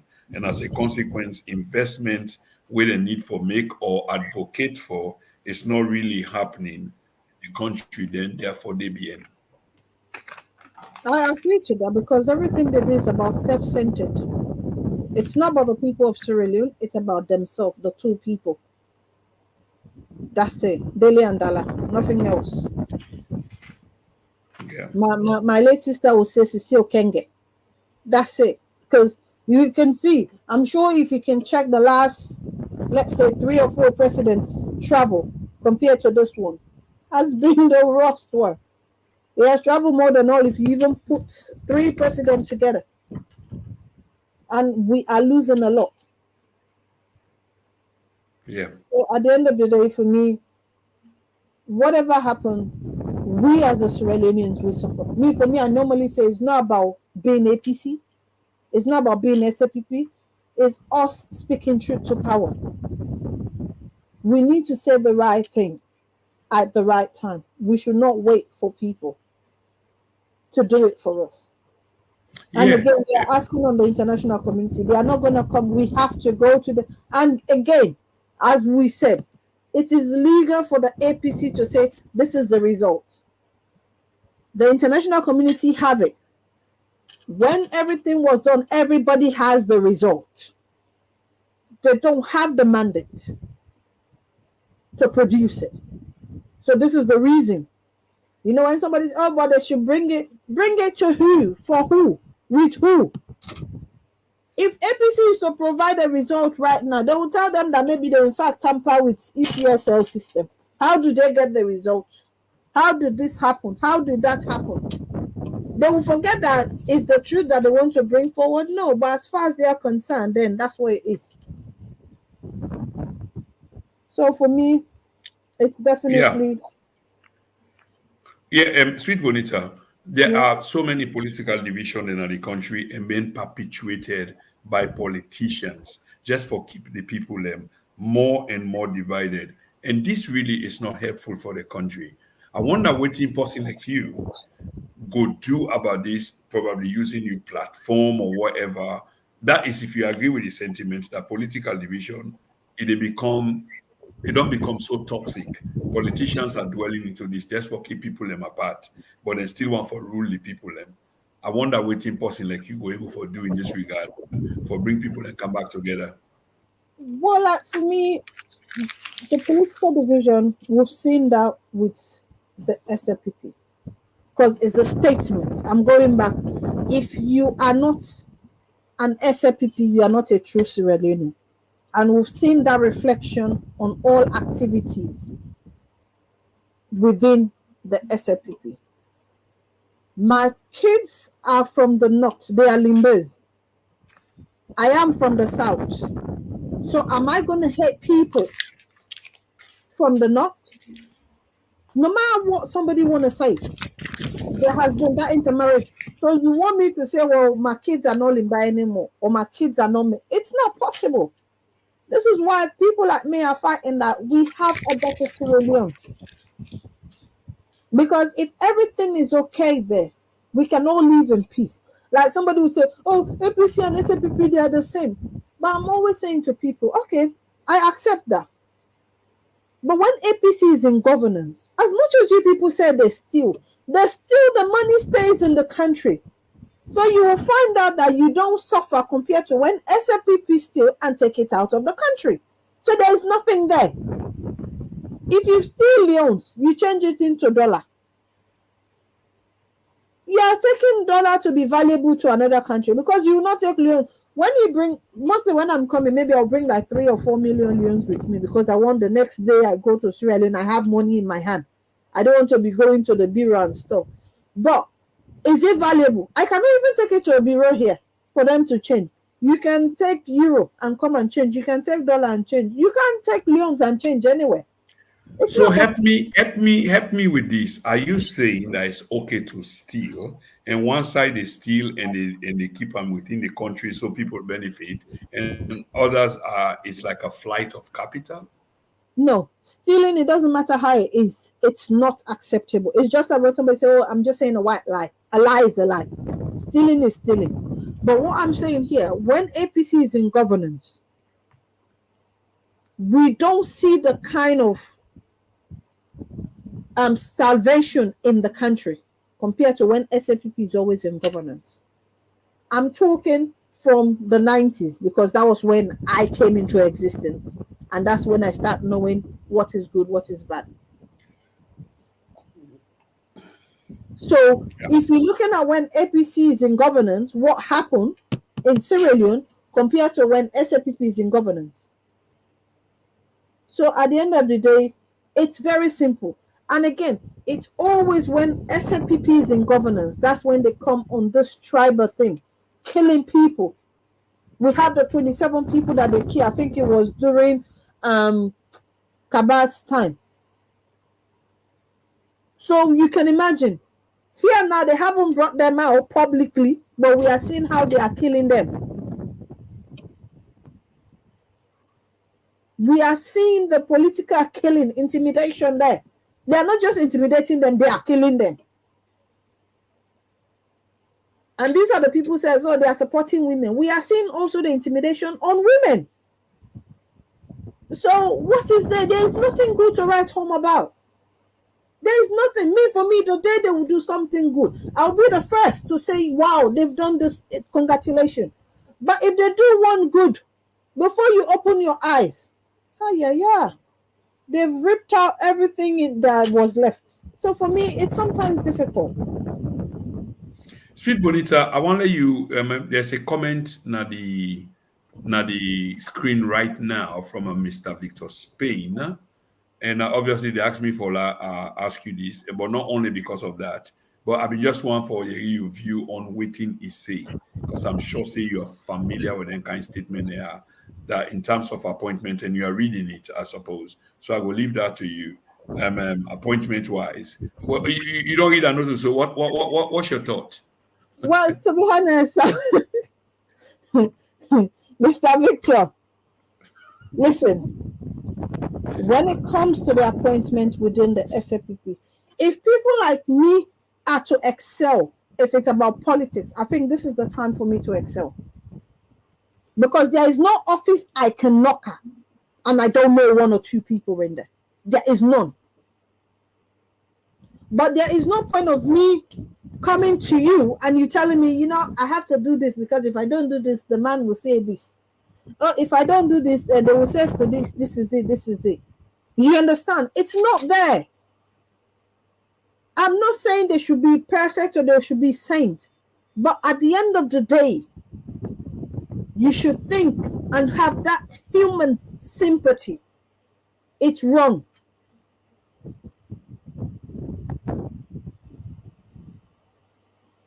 Look at Giovanni is asking again if I think it's a simple thing.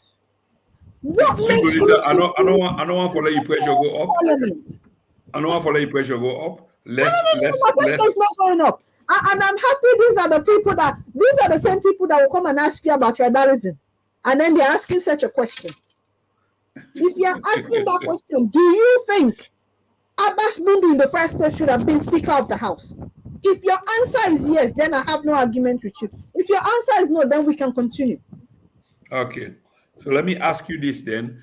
I want to move away from this slightly. We will come back to some of these, but just for move away slightly from this. And I want to go to a quick one, because this one that you've just posted about Sheku Toure saying, well, SAPP announced the results.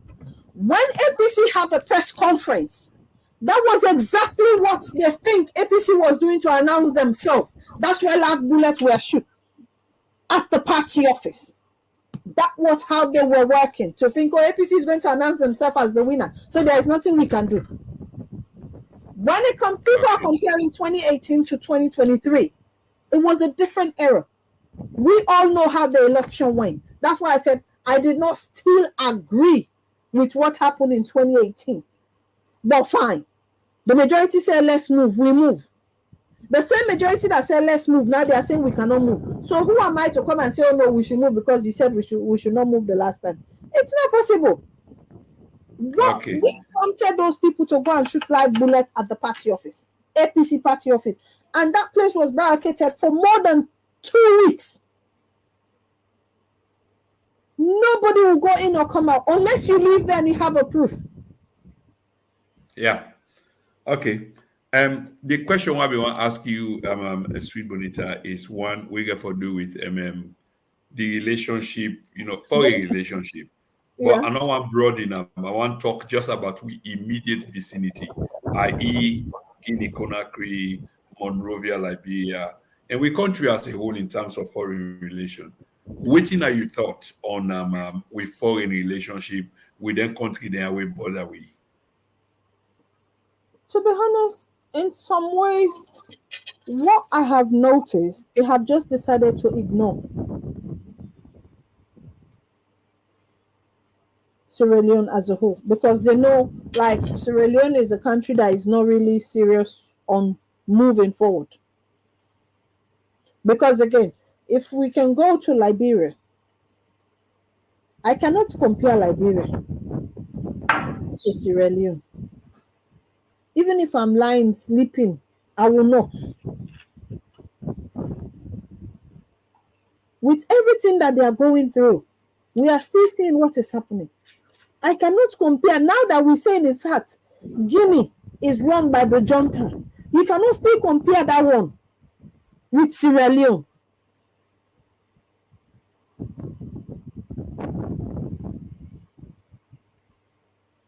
Yeah. So for me, at the end of the day, I'm like, whoa.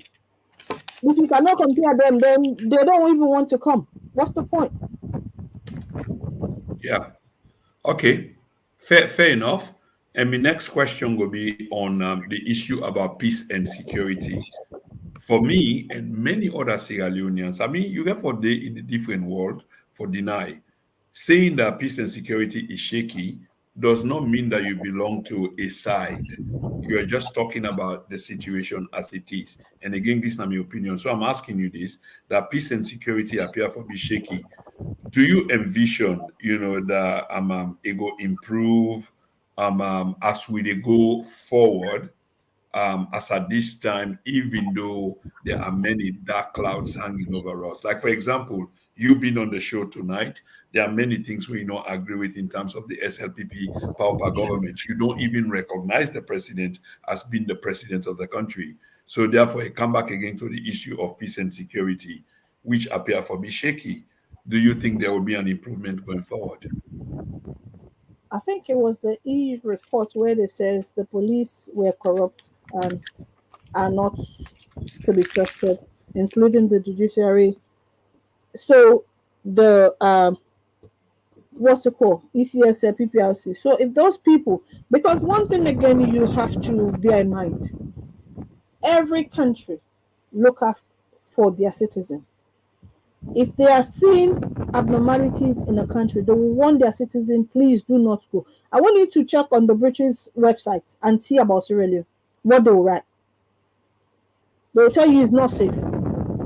So if I've seen Sierra Leone is not safe, why am I going there? Because may God forbid if anything happened, I saw it and I still went there. Yeah. That's just what it is. So if what is happening there, we all know that it's not even safe, why would we continue? You were talking earlier about infrastructure or those some kind of development in the country. Air France will stop going in October. Why? Because the aviation cost. Going to Sierra Leone is double the price going to Guinea. When you get to Sierra Leone, you pay about 600 at the airport. So you just going in and out is 1.2. After paying so much expensive for you to land in Sierra Leone. So tell me, most people, they go through other neighboring countries. Do you know how much they are paying? And remember, when we talk of tourists in Sierra Leone, it's us Sierra Leoneans are going there. If you are really to count different nationalities by their skin color, you will not get up to, let's say, 500 going to Sierra Leone. Sierra Leoneans go more than anybody. So if the little that people are struggling to make to go to their country to develop, and you are putting those constraints, people will choose not to go. Sometimes somebody will ask me, do you work at an airline? Because you fly to Sierra Leone every two. I'm like, it's my country. Nobody can make me run away from it. But not everybody will risk themselves going there. I was going for election. People said, oh, you have to be careful because this. I said, listen, if God says that's what will happen, let it be. But nobody will deprive me of going to my country. I owe nobody. I've killed nobody's chicken or dog. So I'm not scared of anybody. Okay. Fair enough point. Just another one again, Sweet Bonita. Obviously, it will appear as if elections are over, but not really over, even though some people wish that it's all done, dusted. But no, it not really they work that way. But my question to you now, the issue of Kamarimba Mansari is still languishing in jail. He obviously looked like a political prisoner to many people, and that call is growing. But we know say he was very critical of the president anyway, and he became a prisoner of some sort. I wonder which are you view now about Kamaremba Mansare now that that elections are over. What do you think supposed to happen? Well, at this stage, things that, for example, to bring normality to Sierra Leone cannot be done. Because as I said, even Mada himself knows he's not the right person to be there. Because remember also, as you mentioned about Kamarimba, people were talking about LJ that, oh, after this they will do a pardon on him and all that. But he himself knows he's not the president, so he's not moving. You understand? Yep. And yes, Kamarimba is there, LJ is there. I saw, because I don't want to mention the name, I saw people making an appeal of somebody that they said was a murderer that has flee out of the country. People are saying they should pardon him, he should come back to the country, and then he's doing this. And I'm like, if that was your child, your brother, your sister, your son, your daughter, would you feel the same way? Because sometimes somebody will do something, say, because it doesn't affect them directly, they don't care. It's okay. But when it affects them, it comes as an issue. So at the end of the day, we want justice, but we haven't selective justice. It's not justice for all, which is where we are failing as a nation. If we want justice, even if, let's say, injustice is happening to an opposition person, you need to stand because it's injustice. Tomorrow it might be your turn. What would you want people to do? To come to your aid? Yeah. The answer is no. So this is why we are failing. And for me, I've always said to the people, fine, even if, let's say, it's about 10 years, no problem. Sit there for the next 10 years. But when the 10 years finish, what will happen of you? All what you have done, you expect people to pay it back, right? Because you don't expect somebody, you don't hurt somebody and then in there you say, oh, forgive me. When you come back, you do worse than that. Because that's what, it's only when SAPP is in governance we have Bintumani 1, Bintumani 2, Bintumani 3, Bintumani 4, Bintumani. That's the only time. So what's going on? Yeah. Sweet Bonita, we don't see a lot of protest. Protest is almost like a culture now, although sometimes or most times it's been suppressed. But my question to you is, what are your view about protest generally? Well, for people to protest is for them to show their dissatisfaction on what is happening. Because again, there's no point of you going to take weapon to start vandalizing things. It doesn't work. But when you protest, you are sending a message out, says this is what is happening. We need somebody to come to our aid. And the way the protest has started going now, I think Sierra Leone has a wake-up call. Because for the first time in history, Australia have a protest. The Netherlands will also join so the Canadian. So tell me, and people are saying, "No, everything is done, everything is fine, just be patient." For how long? For how long will people be patient? Because tomorrow again, like for example, the question that the viewer sent before saying, "Oh, have they gone to courts?"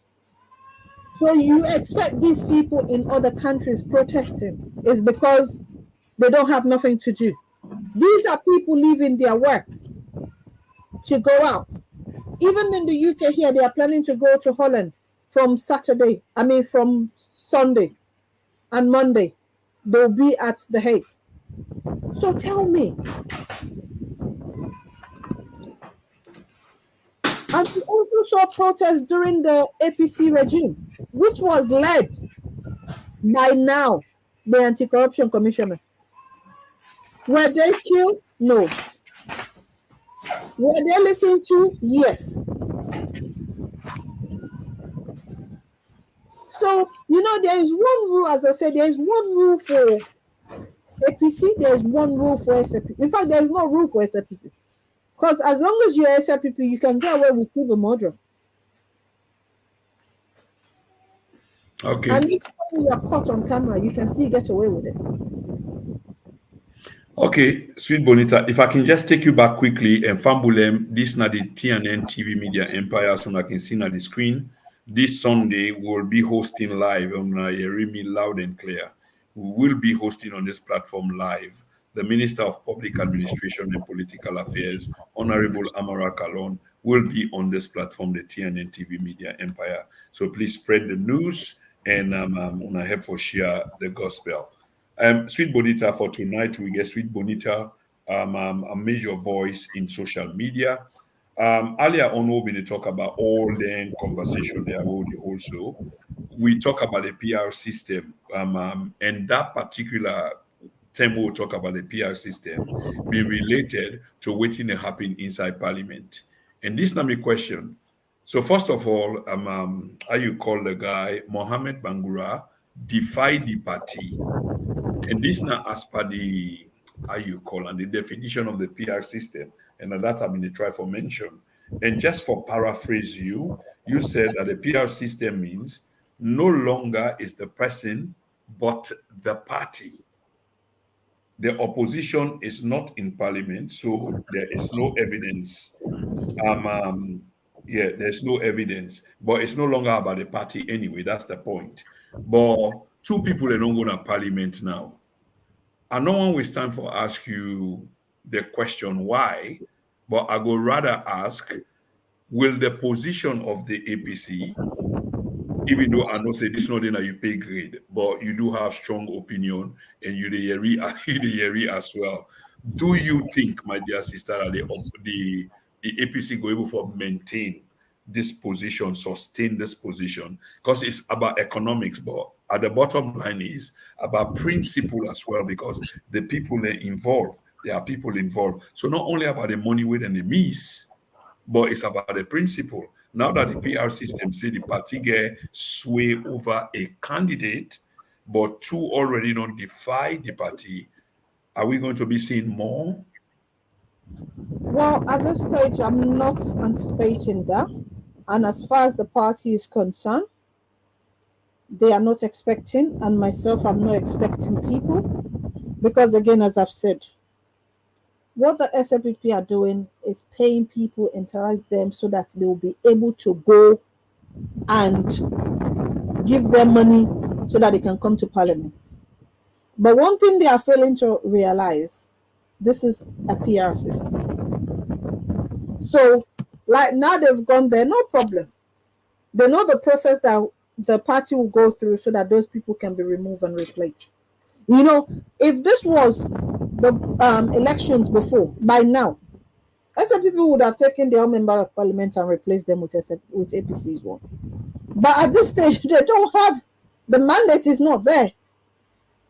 Because they would have said, this one came second, oh yeah, let's come and put them inside.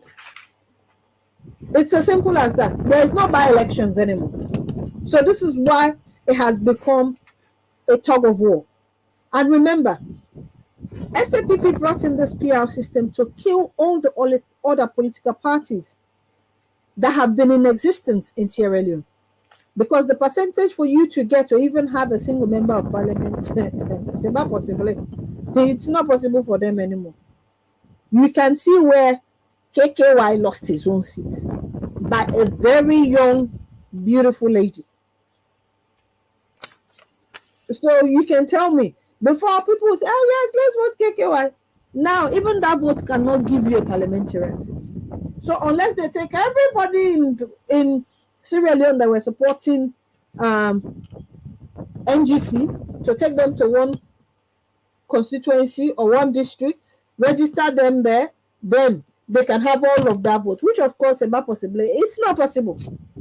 So this is why you find out APC said, we will stay put. Those two people that have gone there, most of their backgrounds we are reading, these were people that, you know, when they were saying, oh, somebody came and then this happened, that happened, because of familiarism, then they are where they are today. Some of us have questioned.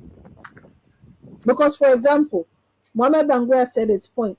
I did not win election, but because I had one or two connection with X, Y, and Z, so I was given the symbol. So if it wasn't that, Mohamed Bangura would have not even go closer to parliament. And the last 5 years, anyway, I don't even want to talk about those people, honestly, because they're irrelevant at this stage. And as a party, we don't think their distraction should be any important to us. Okay. Fair enough. Sweet Bonita, just quickly on the economy, there are soaring inflationary prices, and especially in terms of food. Back home, we know the bulk of the people do not have job opportunities. They are not working. And times are really, really getting hard. We know sometimes the government can juxtapose these arguments, including their supporters, by saying it's equally hard on the side where the sun almost always shines. But the side whose side the sun always shines does make provisions so that it can cushion the blow. But back home, it's manual.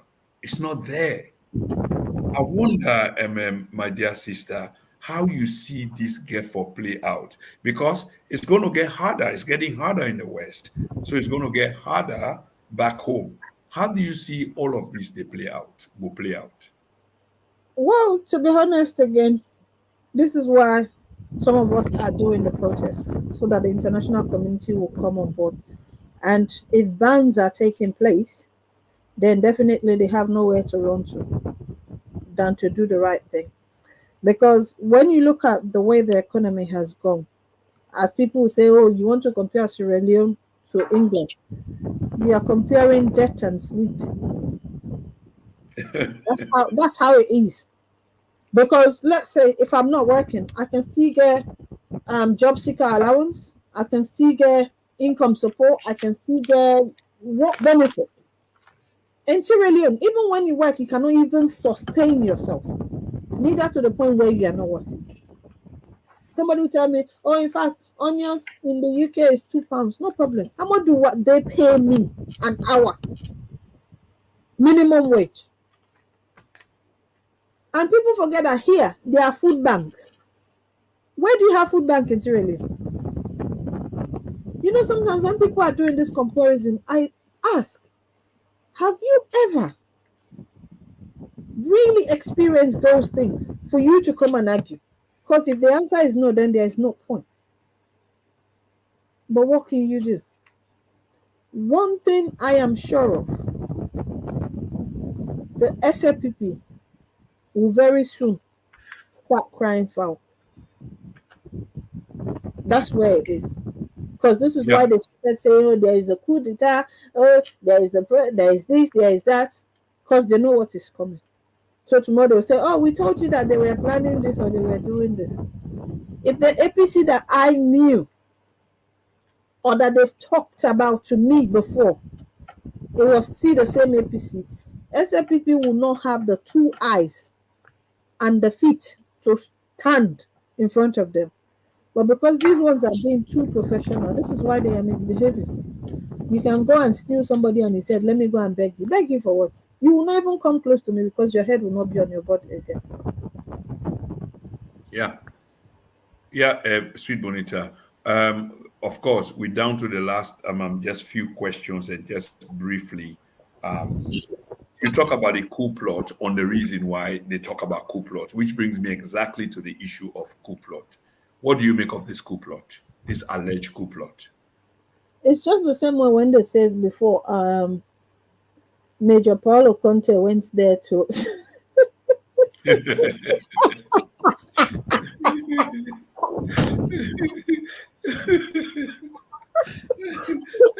the same coup plot. One person planning assassination. No, I am a media sister. I do agree with you, and the fun.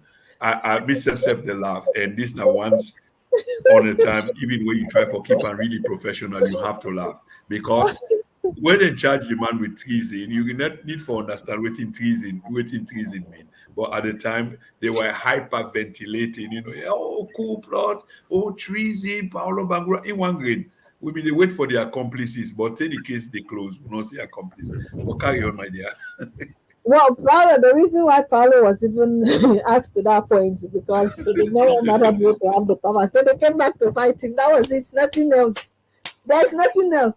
We know ourselves. So this is why when they are doing their thing, some of us will just look from far. They started talking about coup plot from the last 5 years. If people can really remember, SAPP have been jittery from their first being in governance 2018. So them starting it now, it's not even new. And to be honest, APC is not planning any coup plot because if they are coming, you will not even see them. You see, there is an audio that go out every day saying we get the mandate inside the mandate. You will be sitting there, they've already, you will not even see a brand new face. The faces that you really know that will put you on that gunpoint. It's as simple as ABC. All those schools that we are seeing, who is taking over? Is it the opposition or the military? Until they put their heads in one very good sense basket, then they will know that this man should not be here. So this is why you can see start picking on, hey, I should not have this one, Contest should not be here, Kamala should not be there, and this one should, let's have Victor, let's have Kalon, let's have Masakwe, let's have these ones here. That's it, nothing else. So for me, their cool business, it's not even important. I don't even think if APC is running cool, you will not even talk about it. Then they are there for you. Okay. That's a simple. My final last 2 questions. One of them is about Kush. Of course, we know the explosion of Kush, my dear sister. We talk about him in passing during this conversation, which has been something like a little over 2 hours of conversation, but highly appreciated.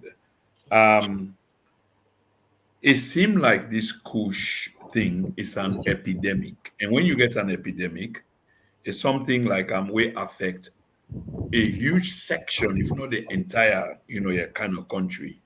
And in this scenario, contextually speaking, Sweet Bonita, it will imply like there are connections of some kind we involved in this enterprise. It's an enterprise because it's an epidemic. Because the government can stamp in food today and make them a priority. You see, soldier man, we're all gone, government gone, tax paying gone. They hang bars. I don't know whether I call it hang bars. Can you imagine publicly? Which means that it should be of priority to government.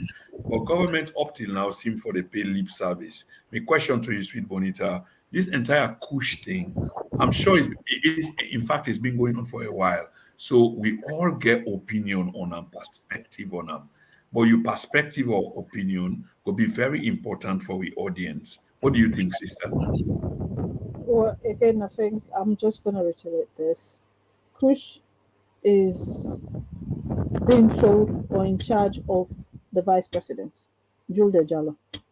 So this is why nothing is coming out of it. And the big guns that are selling Kush wear pauper. And anybody that wear pauper, have you ever seen them arresting anyone that wear just the top? Even before election, there was this boy having a mic saying, tomorrow is election, no, he wore pauper. Don't vote for that person. I don't want to insult. Yeah, it went viral on social media. Exactly. You understand? Vote for Dr. Samuel Kamara. He was still wearing pauper. But he was telling you where to vote. So these are the things, like, as long as you're wearing that shirt, you're in a safe haven. So even those that are committing the crime, they are with them. So they are hiding behind them. And that's why you find out most of the port where they sell them, they are at their tire base. That's where they are. Nowhere else. So if you look at it, SNPP know exactly what is happening. Because if not, if that one was done by APC, in fact, maybe the party office, they would have burnt it down by now. But because it's their own act, you cannot even hear it. But again, I'm happy. I think it's a Samuels. I don't know. There is a community that they've started saying, if we see you, we'll beat you. So until community start doing that, that's why I said the only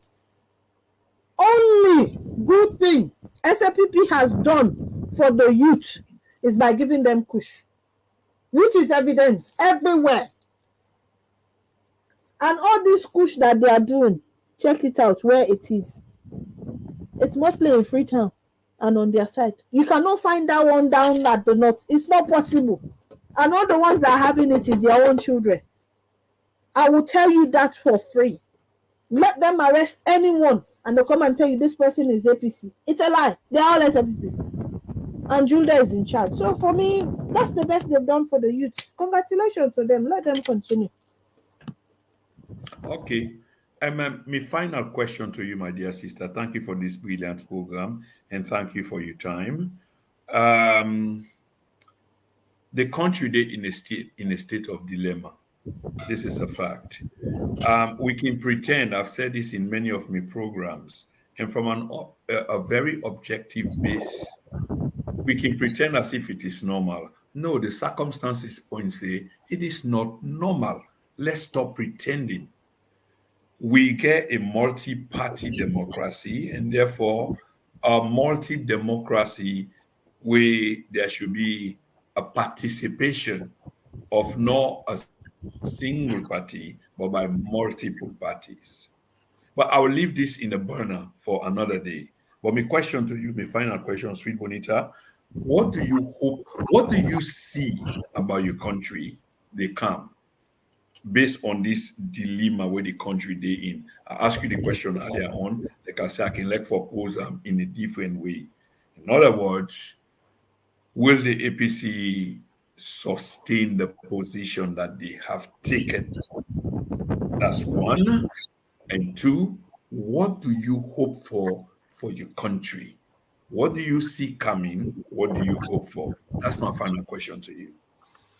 Well, the doom that is coming, I will not pray for a doom to fall on Sierra Leone, as I said before.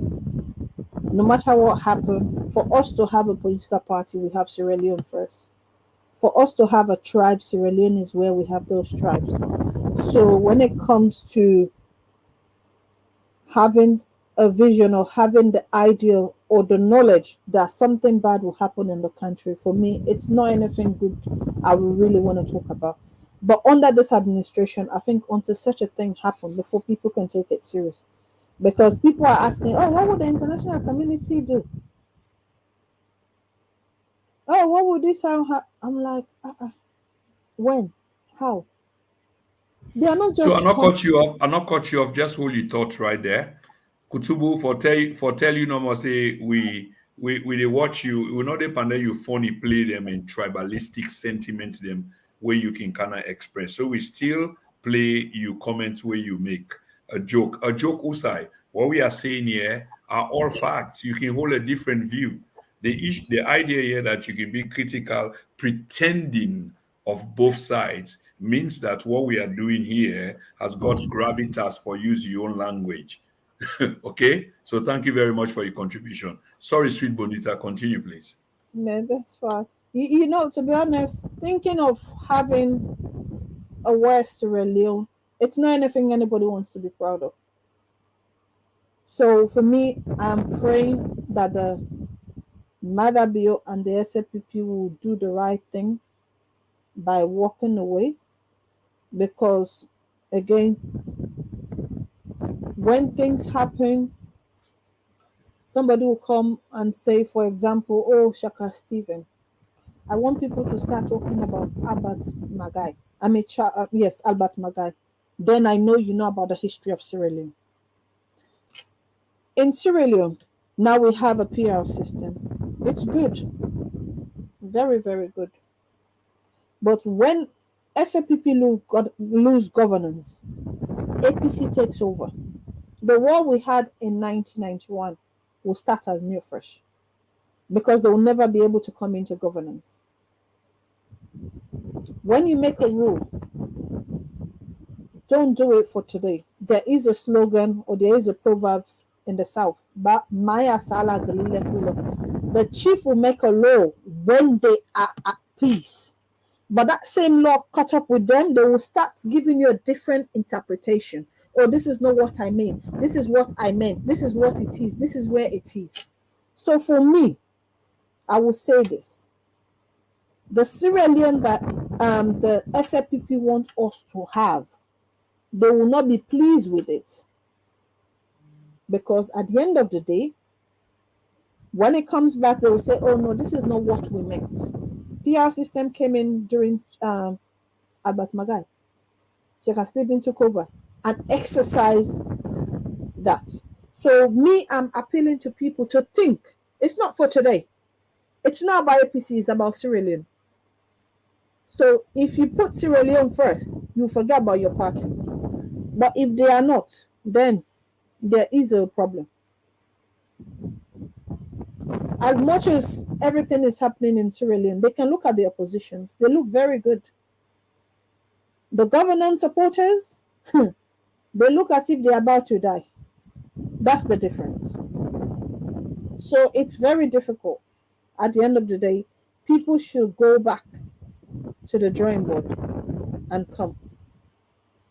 Because if anything happens tomorrow, what they will say, oh, this is APC. For the past 5 years, even when laws are being passed in Parliament, APC were there, but yet still they did not listen to them. And then they will tell you, oh, APC did this. When Madabio Travel tells you, I was going to fix the problem that APC left. 5 years, you are fixing somebody's problem for 10 years. So you have nothing to do than to go and fix problem. Where is the problem? To the point you have to fraud a travel document. So for me, I am not trying to get the worst of my country, because it come back to me. At the end of the day, Sierra Leone comes first. But what the SAPP are doing have done, if we continue and we decide to have the APC doing Shaka Stephen, I think it's not just divide. They'll remove South from Sierra Leone and find another country and add it there. Maybe it will join Liberia automatically. Nothing else. So that's just the thing. Yeah, Sweet Bonita, any final word? Many thanks. Well, I would like to go to the South. Because I want your viewers to know that I am from the South and nothing else can change that from me. Nigeria mama loe hon. Wupu ma party hinde onlo. Kedi hinda nyamu ya fo. And I be a APC near SAPP NGCC for C. O palo maima. Dwa hu yakpe me moya. Ke o pe na ugi mala party hindemia. Apie wa hinda nyamuwe a waikbe. Give a politician say jite hindewi maketeli api mi atelega to wuluna. Awa wo hindewi na wa guma wuko weke sina wagwa wuluma. Mulega moye pe gifa mwato kesina wegu wuko boye ma wule mugo wa wuto mati hinda nyamuwe ma ayepe gifa jisina numu wa makpe buama wa watatu awola numu ya wa adebe ma ajiwe anawie sina ketu wulwana siana wide ma we PCO pe hinde kpekpeko alhamdulillah kawati fo ma ogbo wa ya yi gwa subhanallah so nya go wiji menye wo go do awe do ya pe me moye nya de go moye ge agoya numu gwa north numu gwa south numu gwa east numu gwa west numu lo salon mo pe de ga mi amoy wole mo go agbe ahendeji sina mo egu mo lo ma wole mo go wiji menye wo go do awe we winia mami jopo. Thank you so much, Prince, because sometimes when you speak English to these people, they just think, these ones are just from one side, and at the end of the day, they don't know. But I want people to know we have to think of Sierra Leone first. Tomorrow, you will find out that your tribe or your region or your political party has let you down, but your country still remains the same.